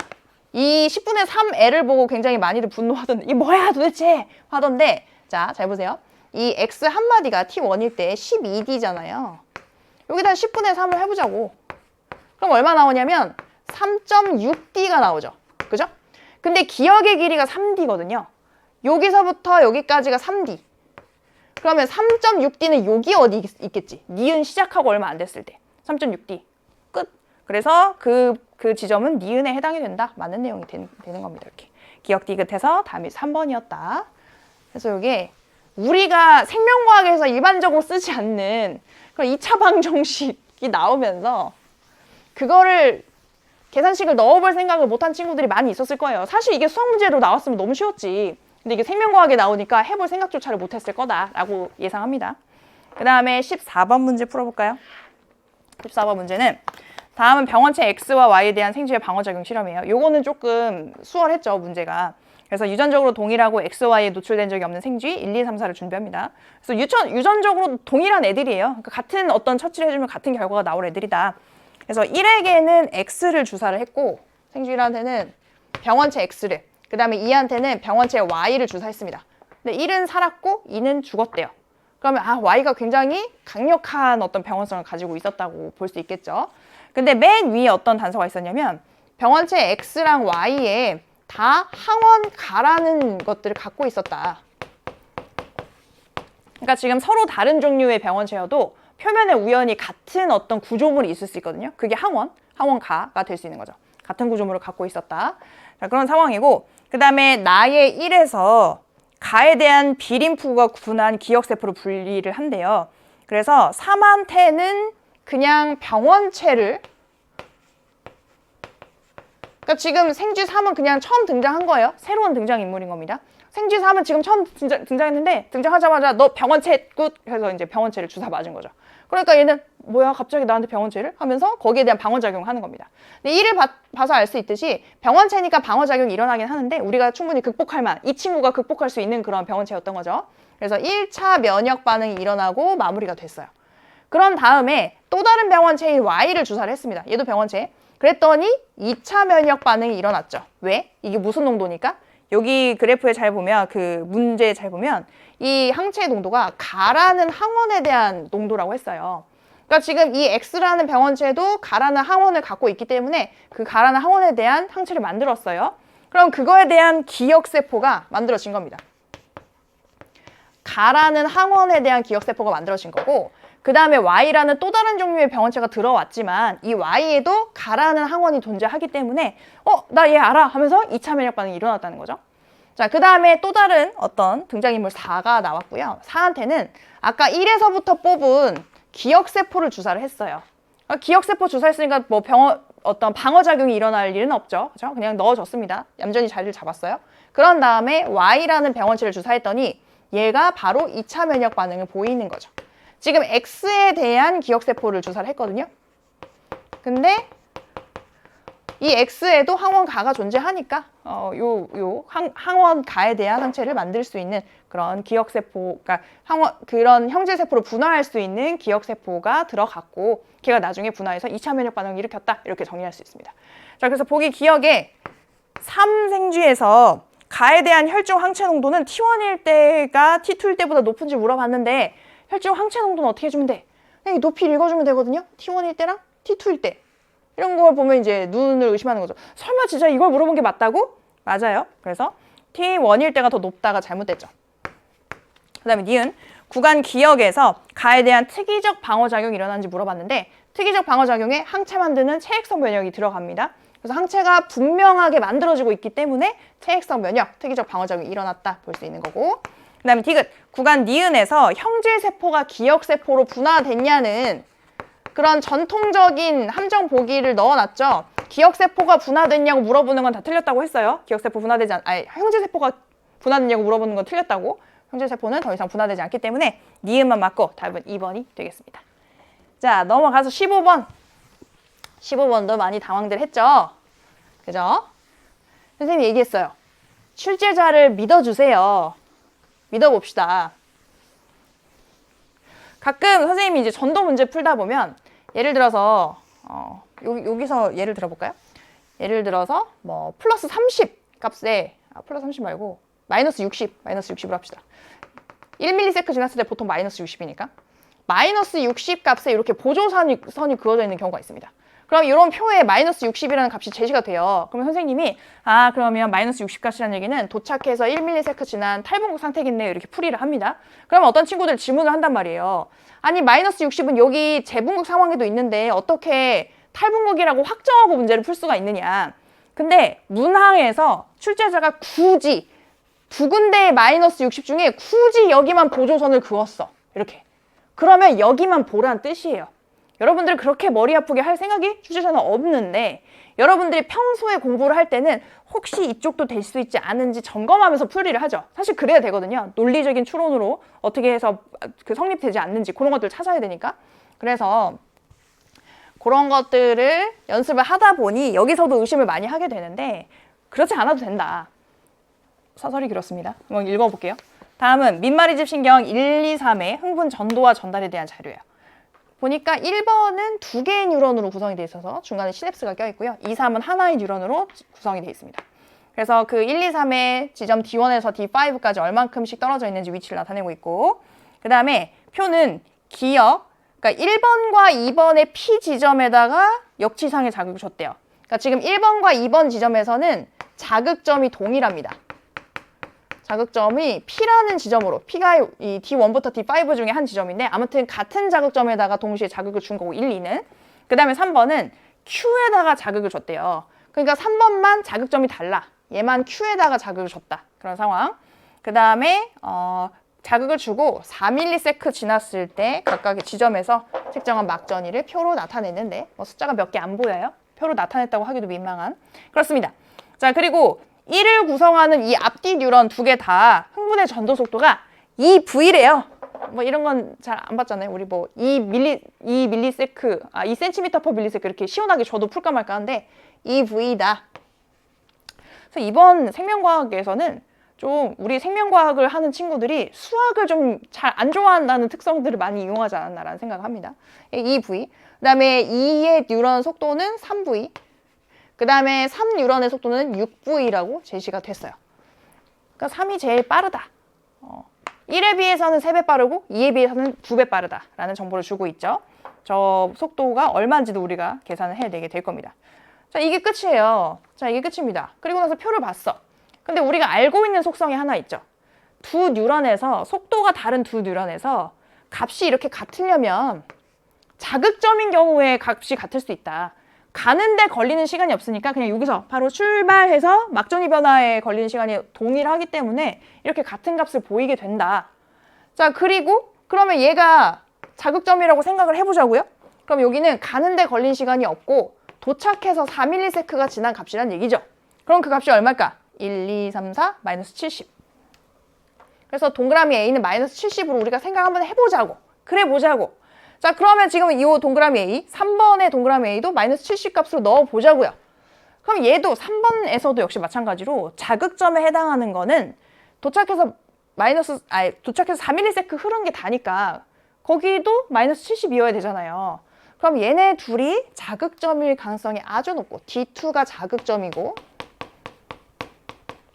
그 다음에 D4가 또 자극점. 이렇게 하면 좀 아름답게 풀이가 잘 되지 않겠어요? 사실 그거 말고는 별로 단서가 없습니다. 이렇게. 물론 혹시 D1에서 C의 값도 마이너스 70이 되면서 뭔가 이 두 지점의 자극점이 될 수도 있지 않을까라고 생각을 해보면 그러고 나서 속도가 다른 두 뉴런인데 지금 D2에서 값이 같거든요. 근데 심지어 얘는 더 느린 뉴런에서 전달까지 껴있는데 같은 값이 물론 이 두 군데가 있지만 그렇게까지 문제 안 낸다고요. 그래서 그렇게 보기엔 좀 무리가 있고 우리는 그냥 눈에 보이는 대로 많이 풀어봤던 대로 그렇게 생각하고 한번 풀어보는 거예요. 자, 그럼 이제 우리가 정확히 알 수 있는 값이 마이너스 70은 여기도 있지만 뭐 도착하기 전일 수도 있으니까 딱 알 수 있는 값이 한 개밖에 없어요. 마이너스 80. 마이너스 80 값은 도착해서 얼마가 흘렀을 때 3ms가 흘렀을 때 볼 수 있는 값이고 그러면 총합을 4로 만들어야 되니까 앞에다가 2를 써줘야 되겠죠. 그러면 지금 우리가 자극점이라고 가정한 요 D4 지점에서 D2 지점까지 가는데 1ms밖에 안 걸려. 근데 지금 거리가 얼마큼 떨어져 있냐면 2cm 거리가 떨어져 있단 말이에요. 그럼 2cm 거리를 1ms 동안에 통과하는 속도니까 3번 뉴런이 2cm/ms의 속도라고 봐야 되겠죠. 그럼 2번 뉴런은 속도가 어떻게 돼? 1cm/ms가 되겠죠. 2번 뉴런이. 그럼 1번 뉴런의 속도는 얼마일까요? 그거의 3분의 2니까 3분의 2cm/ms 이렇게 놓고 풀어주시면 된다. 이렇게 보시면 돼요. BC의 값은 여기서 구체적으로 물어보지도 않아요. 넘어갑시다. 자, 그러면 보기 내용 한번 보자. 그래서 기억에 Q, 그러니까 3번 뉴런에서 자극점이 Q였잖아요. Q는 D4이다. 이렇게 놓고 풀었는데 무리가 없어 다. 이렇게 가는 겁니다. 그 다음에 니은에 2의 흥분 전도 속도는 2cm/ms가 아니고 3이죠. 3이 2cm/ms. 그래서 니은은 틀렸을 거고. 그 다음에 디귿. 동그라미 기억. 그러니까 자극을 주고 지난 시간이 5ms일 때 1의 D5에서 재분극이 일어나는지 물어봤어요. 그러면 자극점이 지금 D2잖아요. 여기 P에 해당하는 자극점이 D2니까. 그죠? 여기서 두 지점이 같아서 D2를 자극점으로 봤습니다. 그럼 여기에서 D5까지는 3cm 떨어진 거리예요. 그럼 얘의 속도로 갔을 때는 2cm를 3ms 동안 가죠. 그죠? 그러면 여기서 1cm를 더 가려면 그러면 1.5ms가 더 걸린단 말이에요. 그러면 총 여기까지 도착하는 데 걸린 시간이 4.5ms예요. 그럼 자극 주고 측정까지 5ms 걸린다고 했으니까 도착해서 남은 시간이 0.5ms밖에 안 남죠. 이렇게. 그래서 도착해서 0.5ms 지났을 때는 이제 막 탈분극이 일어나고 있는 그런 상황. 그러니까 재분극이 아니고 탈분극이다. 해서 기억만 맞는 보기 답은 1번이 되겠습니다. 이렇게 해서. 그러니까 지금 여기서는 우리가 풀어왔던 대로 속도가 다른 두 뉴런에서 값이 같으려면 자극점일 수밖에 없다. 그거를 좀 적극적으로 이용해서 풀어주면 우리가 충분히 시간 내에 풀어낼 수 있고요. 지금까지 우리 이 흥분의 전도에 관한 그 기출문제라든지 우리 평가원 문항들을 생각을 해보면 이 교육과정이 바뀌고 나서 이 양쪽의 요 지점까지 다 고려해서 문제를 푸는 정도의 문제가 나오고 있지 않습니다. 그러니까 지금까지의 기출문제 분석을 해봤다면 좀 과감하게 접근할 수 있는 그런 문항이었다. 이렇게 볼 수 있겠죠. 자, 그 다음에 16번 문제. 요거는 세포 분석, 핵형 분석 문제인데 이것도 굉장히 사고를 좀 하도록 시키고 있는 재밌는 문항이에요. 다음은 핵상이 2N인 동물 ABC의 세포 가나다라에 대한 자료이다. 그러니까 지금 ABC라는 새 개체가 등장할 예정이에요. A, B, C. 근데 A와 B는 서로 같은 종이래요. 같은 종. 그 다음에 B와 C는 서로 다른 종입니다. 그러니까 A, B와 C가 서로 다른 종이라는 얘기가 되겠죠. 그 다음에 B와 C의 체세포 한계나 염색체 수는 서로 달라야 돼.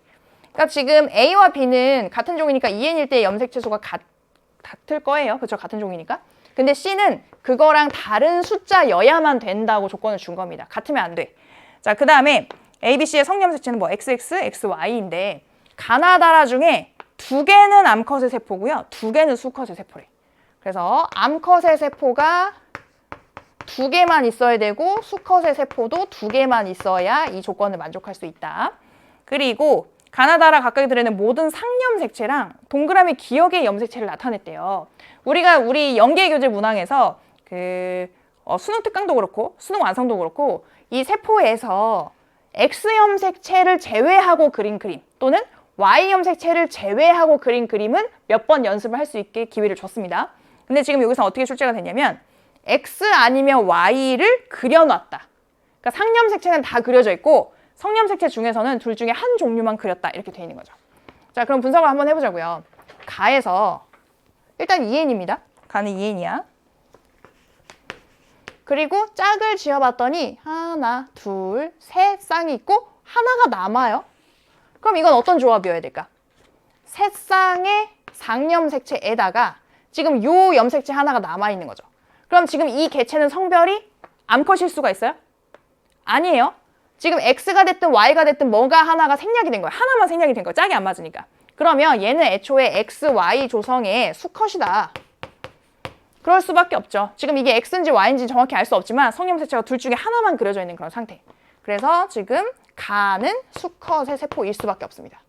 그리고 나서 염색체의 총 개수를 보니까 얘는 총합이 8개겠네요. 자, 그 다음에 나의 세포는 현재 N 상태 하나씩 다 종류별로 하나씩만 있으니까 그 다음에 3개의 염색체가 그려져 있어요. 그 다음에 다도 하나, 둘, 3개의 염색체가 그려져 있고요. 그 다음에 라는 4개의 서로 다른 염색체가 그려져 있습니다. 자, 이렇게 해놓고 이제는 종을 좀 구분을 해보자고요. 자, 가에 해당하는 종은 이렇게 제일 큰 게 파란색으로 색칠이 현재 이 그림에서 되어 있습니다. 근데 나도 똑같죠? 파란색, 길쭉이. 제일 모양도 똑같고 그 다음 것도 모양이 똑같고요. 그쵸? 그래서 가와 나는 같은 종인 것 같아요. 근데 다가 혼자 너무 튀죠. 너무 다르게 생겼어. 그럼 가나랑 다는 다른 종이 있고 라를 보니까 얘도 가나랑 조성이 같아요. 뭐 복제가 좀 돼 있다 뿐이지. 그러니까 다 혼자 그림이 튀거든요. 그럼 다만 혼자 다른 종이다. 그럼 얘가 C라는 개체의 그림으로 봐야 되겠죠. 그러면 이 가와 나에 해당하는 그러니까 A, B라는 두 그 개체의 염색체 수는 전체 했을 때 8개가 돼야 돼요. 그러면 C도 전체 개수가 8개가 되면 안 되죠. 근데 지금 여기서 N은 3이라는 숫자로 나타나고 있는데 만약에 여기서 X 또는 Y가 생략이 된 그림이다 라고 하면 N이 4개가 되면서 N 상태인데 4개가 되면서 2N 상태일 때 똑같이 8개가 되거든요. 그러니까 그게 아니라는 거예요. 지금 이 다의 그림에서는 뭐가 생략되면 안 돼. 그러면 염색체 수가 다르다는 조건을 만족시킬 수가 없어요. 그럼 이거는 다 있는 거예요. 그럼 지금 여기서는 상염색체 2개에 성염색체 하나까지 다 올려져 있는 상태입니다. 그래서 C는 6개의 염색체를 갖는 그런 종이다. 이렇게 볼 수 있겠죠. 자, 그러면 한번 가정을 해보자고요. 지금 만약에 여기서 그려진 이 염색체, 동그라미 기역이라는 이 염색체가 만약에 Y 염색체라면 조건을 만족할 수 있는지 한번 볼게요. 자, 얘가 Y라고 칩시다. 그럼 지금 얘도 원래는 얘랑 같은 종이니까 N일 때 4개여야 되거든요. 근데 지금 성염색체 하나가 생략이 되어야 이 그림엔 3개만 있을 수 있는 거잖아요. 그럼 여기에서 Y 염색체가 그려지지 않고 X 염색체가 생략이 되어 있는 그런 상태로 볼 수 있겠죠. 자, 그 다음에 다에서는 요게 모든 염색체가 있어야 되는 그런 상황이에요. 근데 2개의 상염색체랑 하나의 성염색체가 있는데 만약에 지금 Y 염색체를 그림으로 나타내고 있는 상황이면 예를 들어서 제일 작은 거 Y로 한번 잡아볼게요. 얘가 Y다. 그러면 얘도 XY를 갖고 있는 수컷에서 Y를 갖고 있는 그런 염색체를 보여주고 있다. 이렇게 봐야 되겠죠. 자, 그 다음에 라를 보겠습니다. 라는 N은 4예요. 그리고 여기서 지금 얘 기역에 해당하는 그 염색체가 있으니까 얘도 X, Y 중에 Y를 갖고 있는 세포여야 되잖아요. 그러면 가도, 다도, 라도 X염 색채, Y염 색채를 하나씩 갖게 되면서 그러면 수컷의 세포가 3개가 존재하는 상황이니까 이 조건에 만족을 시키지 못한다. 그러니까 지금 저기 그려진 저 동그라미 기억이 Y염 색채면 안 된다는 겁니다. 그게 아니다. 그러면 저게 X염 색채라는 거죠. X염 색채고 Y염 색채가 얘가 생략되어 있는 그런 상태. 그러면 N 상태인 이 나에서도 지금 X염 색채가 하나 더, X염 색채는 없고 Y염 색채가 하나 있는데 그게 생략이 돼서 그림에만 나타나지 않은 상황이다. 그래서 여기서 뒤에 생략된 게 Y염 색채였다는 거를 우리가 알 수 있는 거죠. Y. 그러면 지금 얘도 Y염 색채를 갖고 있으니까 수컷의 세포, 나가 수컷의 세포, 그 다음에 다는 모든 염색체가 다 그려져 있는 거죠. 그러면 지금 X염 색채가 하나 그려져 있는 거니까 2개의 상염 색채에 뭐가 X인지는 알 수 없으나 X염 색채가 그림에 나타나 있는 그런 상태다 라고 볼 수 있고, 라에서도 지금 X염 색채가 그려져 있죠. 이미 수컷의 세포 2개가 나왔으니까 나머지 2개, 다라는 암컷의 세포로 그냥 확정해주면 돼요. 어차피 X를 하나씩 갖고 있으면 수컷의 세포인지 암컷의 세포인지 확정할 수 없어야 되는데 지금 암컷 세포가 2개 있어야 된다고 여기서 문제에서 줬기 때문에 그럼 암컷의 세포겠구나 이렇게 해서 확정을 하시면 됩니다. 자, 그러면 보기 내용 볼게요. 기억에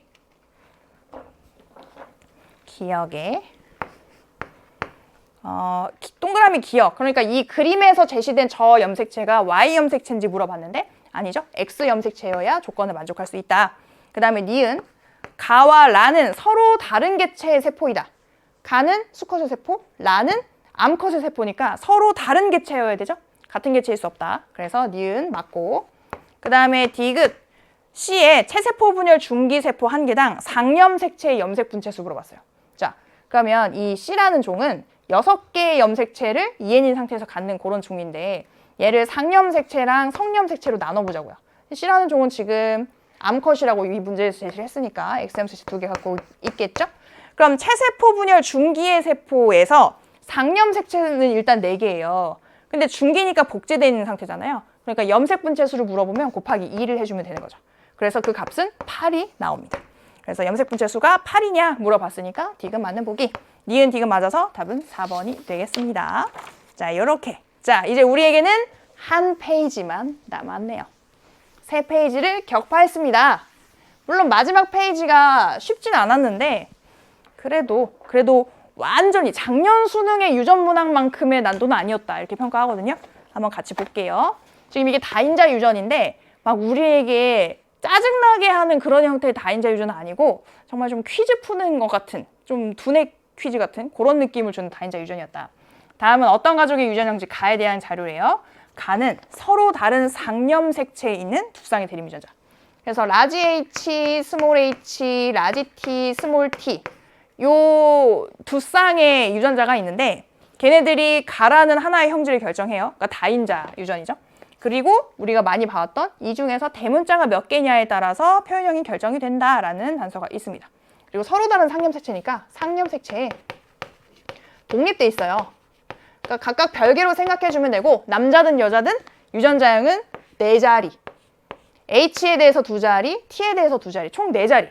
그럼 여기서 만약에 대문자가 하나도 없다. 그러면 대문자 수가 0일 수 있겠죠? 스몰 H, 스몰 T, 스몰 T면. 그 다음에 다 대문자면 라지 H, 라지 H, 라지 T, 라지 T에서 최대 대문자 4개까지 가능한 그런 상황이 될 텐데 어떤 가족이 나왔어요.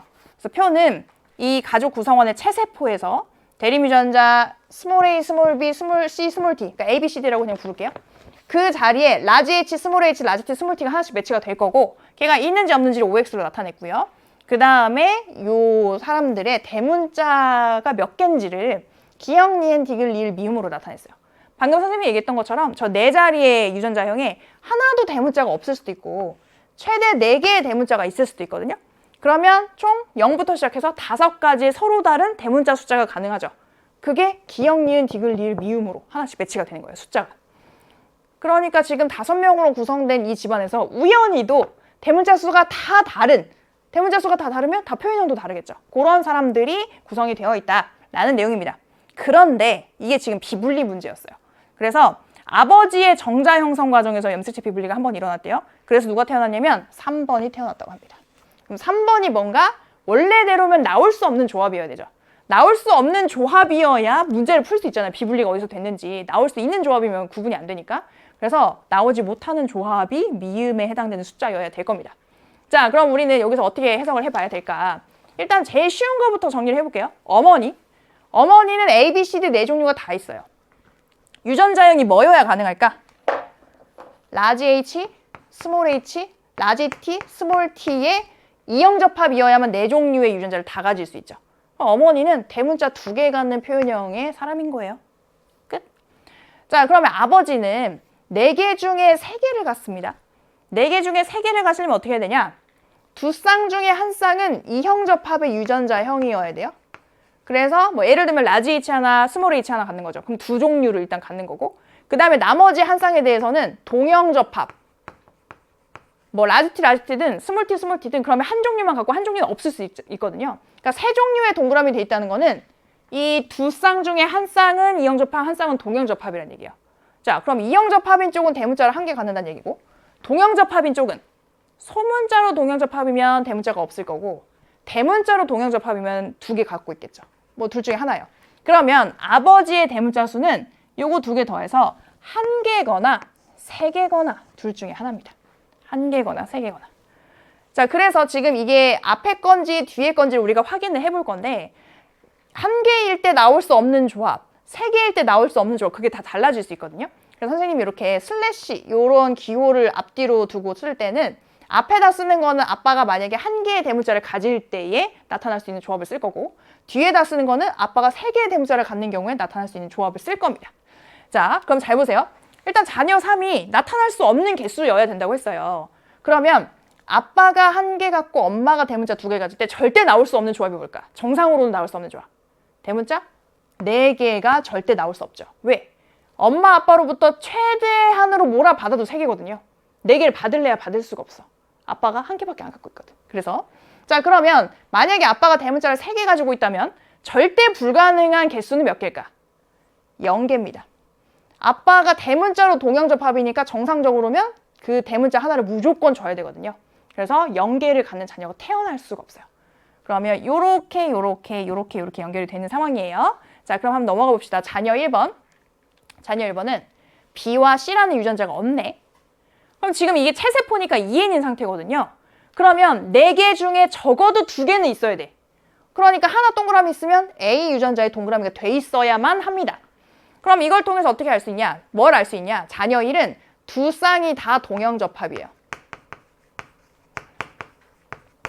두 쌍이 다 동형접합입니다. 그래서 다 대문자만 있거나 뭐 대문자, 소문자가 섞여 있을 수도 있는데 다 대문자만 있거나 다 소문자만 있거나 뭐 둘 중에 하나일 수 있어요. 뭐 섞여 있을 수도 있고. 그러면 여기서 숫자를 한번 유추를 해보자고요. 만약에 아빠가 대문자 하나 가지고 있는 조합이라고 생각을 해보면 어차피 2개나 4개는 이미 숫자가 끝났잖아요. 그럼 남은 숫자를 써봅시다. 0개 아니면 3개. 이거는 이제 지금 요 상황에서 벗어나는 거니까. 그럼 0, 1, 2, 3, 4가 한 번씩은 다 나와야 되잖아요. 이렇게. 그럼 0개 아니면 3개를 가져야 돼. 근데 지금 자녀 1이 3개를 가질 수는 없는 조합이잖아요.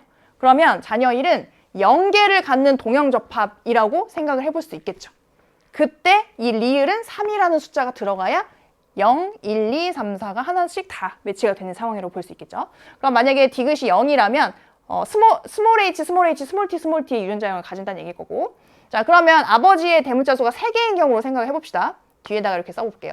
그러면 지금 앞에 있는 숫자는 지우고 여기서 0, 1, 2, 3, 4가 다 나와야 되니까 3, 2, 0이 이미 고정이에요. 그럼 남은 숫자는 1 아니면 4죠. 근데 지금 자녀 1이 동형접합인데 1개를 절대 가질 수가 없으니까 여기 4로 들어가줘야 된다. 그럼 대문자로만 몰아받은 사람이라고 생각해야 되겠죠. 그리고 밑에 리을에 1이 들어가줘야 할 겁니다. 자, 그러면 이 둘 중에 하나가 만족이 되는 거고 나머지 하나는 기각이 될 텐데 아빠의 대문자 수가 3인 걸로 한번 가정을 해볼게요. 얘로 가정을 해보자. 자, 그러면 지금 자녀 1이 동형접합으로 뭘 가지고 있다는 얘기냐면 죄다 대문자로만 갖고 있다는 얘기예요. 그러면 얘가 가지고 있는 동그라미 된 애들이 대문자란 얘기고 X대에 있는 애들이 소문자란 얘기죠. 이렇게 되어 있다는 얘기입니다. 자, 그리고 나서 3번을 봤더니 그럼 3번은 대문자에 해당하는 유전자를 하나 갖고 소문자에 해당하는 유전자 하나 갖는 거 확실하고 한 종류 갖는 거 확실하고 이쪽 대문자는 없는 게 확실하네요. 근데 얘가 지금 대문자에 동그라미가 아주 강력하게 쳐져 있는데 대문자를 하나도 안 가질 수가 없잖아요. 여기서 모순점이 생기는 거죠.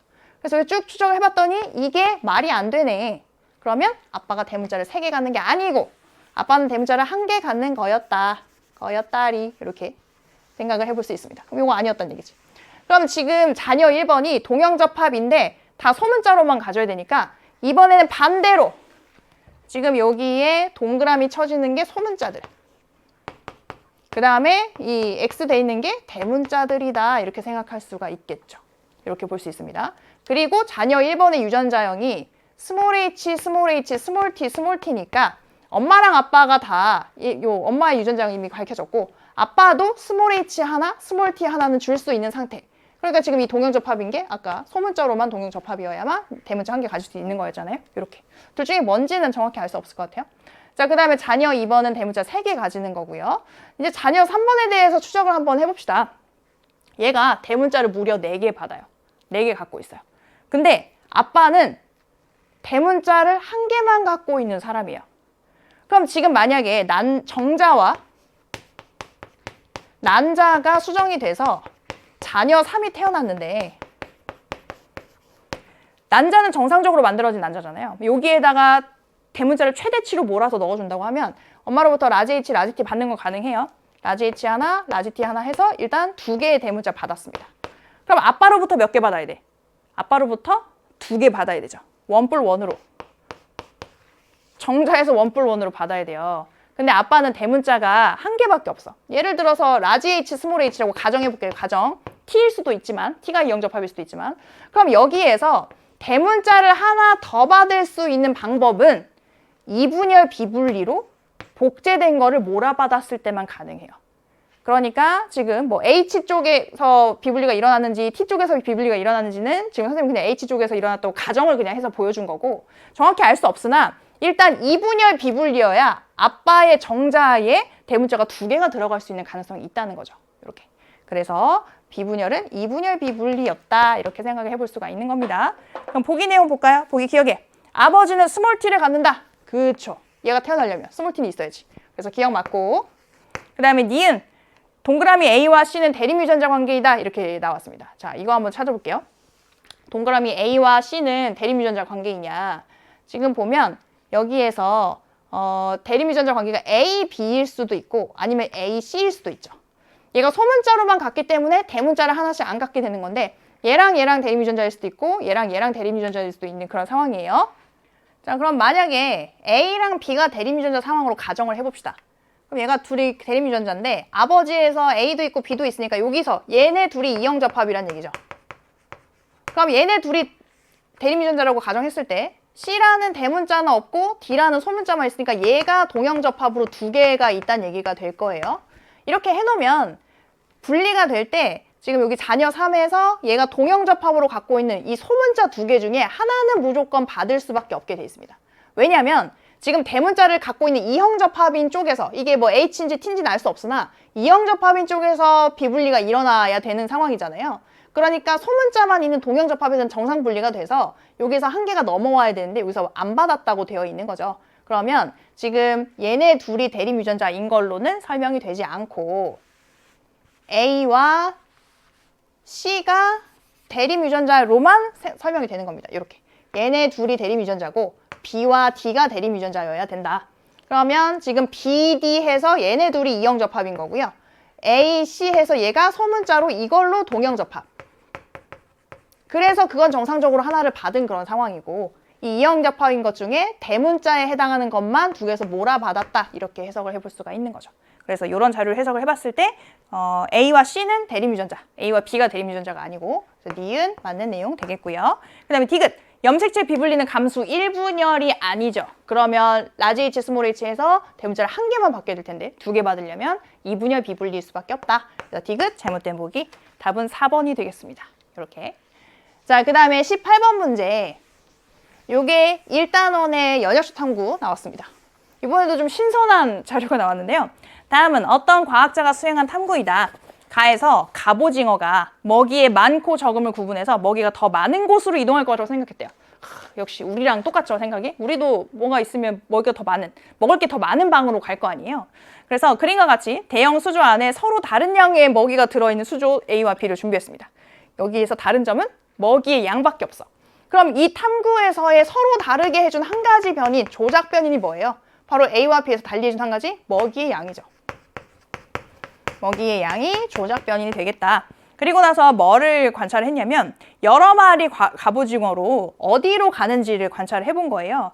그래서 A와 B 각각으로 이동한 갑오징어 개체의 빈도, 어디로 이동했는가? 그게 바로 결과죠. 이렇게 놓고 뭘 봤냐면 어디로 가는지. 그래서 결과에 해당하는 종속 변이는 이동 방향, A로 가느냐 B로 가느냐, 뭐 선택한 수조의 종류 뭐 이렇게 표현할 수도 있고요. 그래서 그거를 측정을 했습니다.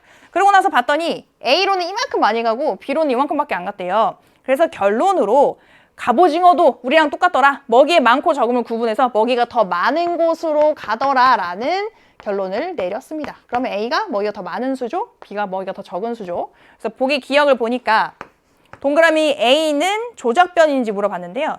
동그라미 A가 이동한 갑오징어 개체의 빈도래요. 그래서 이동 빈도로 쓸까요? 이동 개체 빈도. A로 간 개체의 수, B로 간 개체의 수 이렇게 측정을 한 겁니다. 그래서 기억에서는 저게 조작변이 아니고 종속변이니까 기억은 틀렸고, 그 다음에 니은 보기에서 먹이의 양은 B에서가 A에서보다 많다. 아니죠. 글로 안 가지. 그 다음에 디귿, 많은 탐구 과정 중 결론 도출 단계에 해당하는지 물어봤는데 아주 명확하게 마지막에 그런 결론을 내렸다 이렇게 써 있어요. 그냥 던져주죠. 그래서 디귿 맞네 보기 되겠습니다. 답은 2번이 되겠다. 자, 그 다음에 우리가 좀 풀어볼 만한 문제 마지막. 그렇다고 해서 20번을 무시하는 건 아니고요. 20번은 쉬우니까. 19번에 다음은 어떤 집안의 유전형질 가와 나에 대한 자료이다 이렇게 돼 있어요. 근데 생각보다 별로 복잡하지 않았습니다. 가의 유전자와 나의 유전자는 같은 염색체에 있대요. 연관되어 있어요. 연관. 그게 뭐 어떤 종류의 염색체 연관인지를 찾아내면 되는 거고, 그 다음에 가라는 형질은 대립 유전자 라지 A와 스몰 A에 의해서 결정되고 라지 A가 우성이다. 그 다음에 나라는 형질은 대립 유전자가 세 종류, 복대립 유전이죠. EFG 세 종류에 의해서 결정이 되는데 E가 완전 우성이고요. 그 다음이 F, 그 다음에 G 순으로 이렇게 우열 관계가 명확하대요. 그래서 여기서 표현형은 세 가지가 있다라는 내용이 나왔습니다. 그래서 가계도는 구성원 A라는 요 한 명. 근데 성별은 여자겠죠? 4번이랑 결혼해서 5번 아들을 낳기 때문에. 그래서 그 A를 제외한 나머지 구성원에서 가가 발현이 됐는지 안 됐는지를 나타낸 건데 안타깝게도 갑툭튀는 찾아볼 수 없는 그런 가계도 되겠습니다. 그리고 나서 그걸로 못 찾으니까 별도의 표를 준 거예요. 이 사람들이 E와 F, 그러니까 지금 이 나를 결정하는 유전자들이죠. 대립 유전자들. E와 F의 합과 F와 G의 합을 여기다 각각 나타냈습니다. 이번에는 그래도 숫자를 좀 준 게 많이 있어요. 빈칸이 생각보다 좀 적습니다. 이걸 가지고 한번 문제를 풀어봐라 라고 되어 있는데 일단 여기에서는 뭐에 주목을 해야 되냐면 두 개를 다 가지고 있거나 아예 안 가지고 있는 애들부터 주목을 하시면 돼요. 그리고 지금 여기 있는 빈칸 기역, 니은, 디귿이 요즘의 트렌드죠. 0, 1, 2 매치 유형. 기역, 니은, 디귿에 각각 0 아니면 1 아니면 2가 매치가 될 예정입니다. 두 개 있거나 안 가지고 있는 애. 바로 요거죠. 자, 4번이 E와 F를 하나도 안 가져요. EF가 없어. 근데 F와 G의 합이 1이야. 자, E 없어요. F 없어요. 그럼 F와 G의 합 중에서 F는 없잖아. 그럼 G로만 한 개 갖는다는 얘기지. 그럼 지금 대립 유전자 중에 G 한 개만 갖고 끝났단 얘기예요. 4번이 누군지를 보니까 남자야. 남자에서 대립 유전자가 총 합이 1이야. 그럼 어디 있단 얘기예요? 여기 X염색체에 있단 얘기죠.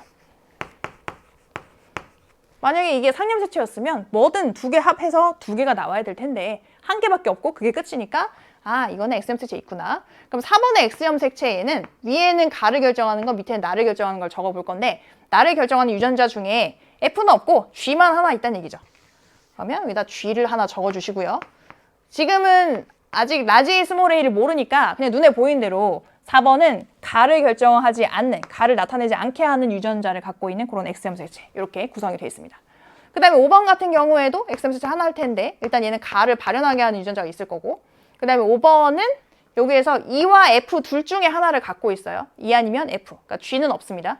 그래서 그걸 하나 갖고 있고 그 다음에 1번 같은 경우에는 일단 X염색체에 가를 발현하게 하는 유전자 하나 갖겠죠? 그 다음에 그 밑에 하나를 갖고 있을 거고 2번은 이렇게 X염색 2개 한 쌍 3번도 여자니까 X염색 2개 한 쌍 가질 거예요. 근데 3번은 딸이니까 아빠로부터 가를 나타내게 하는 유전자가 있는 X염색을 받았을 텐데 3번의 표현형이 정상입니다. 그러면 정상 유전자를 엄마로부터 받았다는 얘기죠. 근데 이형접합일 때 정상으로 발현됐으니까 가와 X, 그러니까 정상 유전자 중에서는 정상 유전자가 우성이라는 것을 알 수 있다. 그래서 정상이 우성이고 그 다음에 가가 발현되는 게 열성이다. 이렇게 생각을 해볼 수 있겠습니다. 자, 이제 남은 거는 EFG에 대해서 관계를 좀 찾아보는 건데요. 자, 그래서 굉장히 문제가 쉬워졌어요. 왜? 이게 X염색체에 있기 때문에 쉬워졌는데 기역, 니은, 디귿에 들어갈 숫자가 0 아니면 1 아니면 2라고 했어요. 그러면 2라는 숫자는 누구한테만 가능할까? 여자만 가능하지. X염색체 2개 가는 여자한테만 가능한 값이잖아요. 근데 봤더니 자비로. 이 문제 생각보다 자비로워요. 1번 누구야? 남자잖아요. 그 다음에 또 누구 있어? A 누구야? 여자잖아요. 5번 누구야? 남자예요. 3명 중에 기역, 니은, 디귿 들어가는 3명 중에 여자 1명밖에 없습니다. 그럼 여기에 2를 집어넣어줘야지. 그치? 2는 끝났다. 그러면 이 여자 2번이 E와 F의 총합이 2고요. 그 다음에 F와 G의 합이 1이래요. 그러면 이거는 F로 만약에 이렇게 갖고 있으면 E 하나, F 하나 갖고 있는 걸로. 그죠? 여기서 이제 F가 중복되는 거고 E와 F를 하나씩 갖고 있는 걸로 생각해 볼 수 있겠네요. 그래서 이 A 거는 밑에 E 하나, F 하나가 들어가게 된다. 이렇게 생각을 해볼 수 있고. 자, 그리고 여기에서 둘 중에 요 둘 중에 하나가 5번에게 전달이 됐겠죠. 자, 그 다음에 우리가 써먹지 않은 힌트를 한번 찾아보니까 3번이 EF의 합이 1, FG의 합이 1 이만큼 갖고 있다는 거 우리가 알고 있었어요. 알고 있었죠. 이 표를 통해서. 근데 F로 만약에 한 개 갖고 있다고 하면 F만 하나 갖고 E도 없고 G도 없어서 얘 총합이 그냥 1로 마무리가 되는 상황이거든요. 그러니까 F로 한 개 갖고 있으면 안 돼요.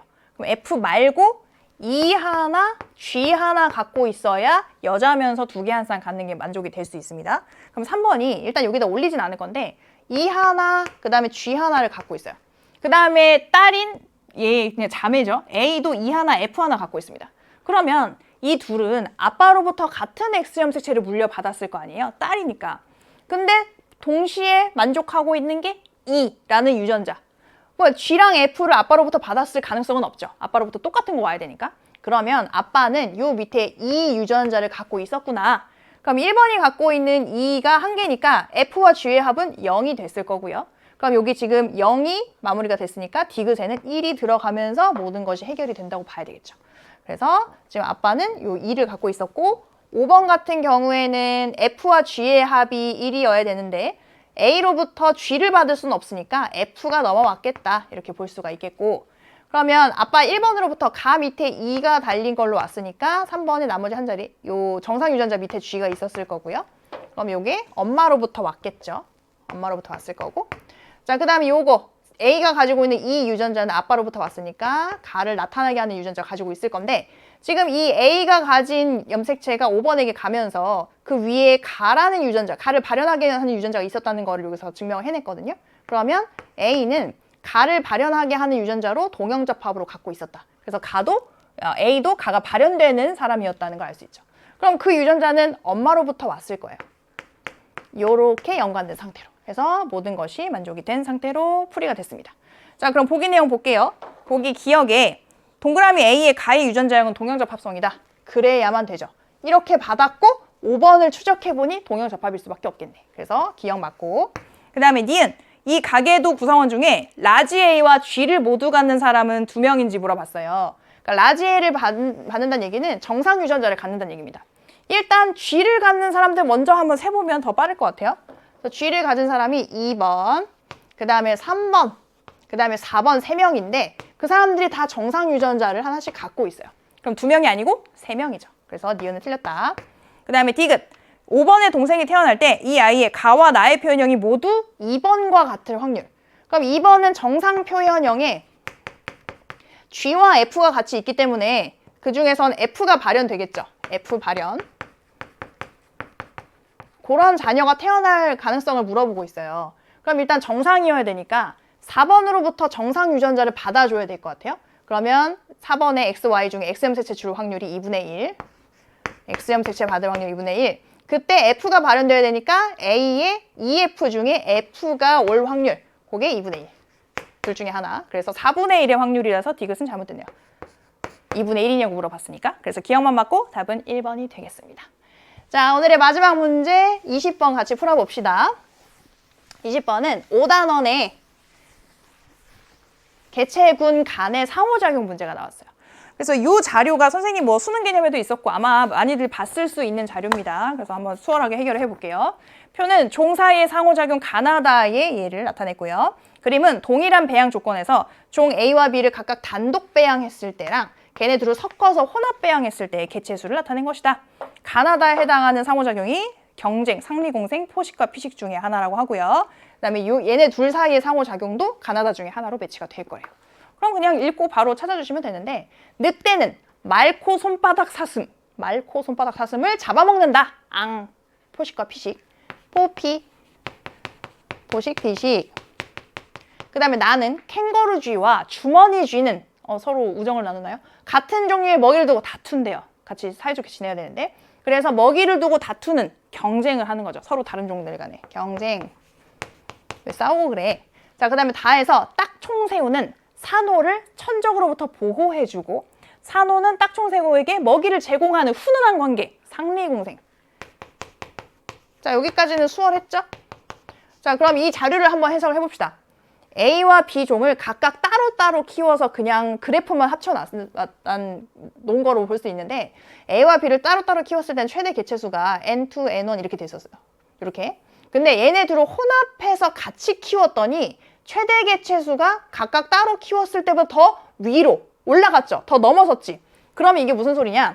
A와 B를 같이 혼합 배양한 게 얘네들한테 더 좋은 사건이었다는 얘기죠. 같이 있는 게 더 좋아. 그러니까 더 잘 살 수 있어. 개체수도 더 많이 증가할 수 있어. 상리공생입니다.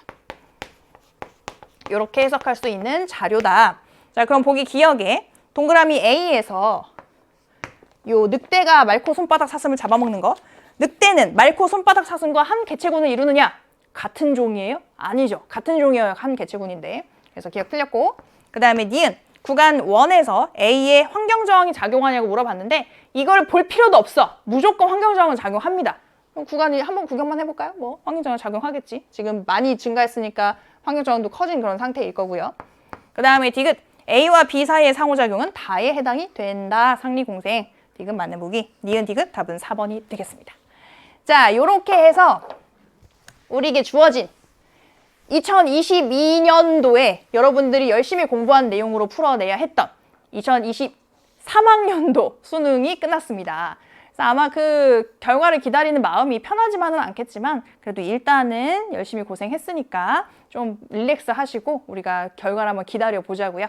그래서 여러 가지 좋은 문제들이 많았는데 아마 이 강의는 그 밑에 자라나고 있는 꿈나무 친구들 2학년 친구들이 아마 많이 보게 되겠죠. 그럼 꿈나무들 같이 오늘 배웠던 내용들 무럭무럭 먹고 자라서 다음 2024 수능 잘 보도록 할게요. 오늘 고생 많이 하셨고 다음에 좋은 강의로 만나도록 하겠습니다.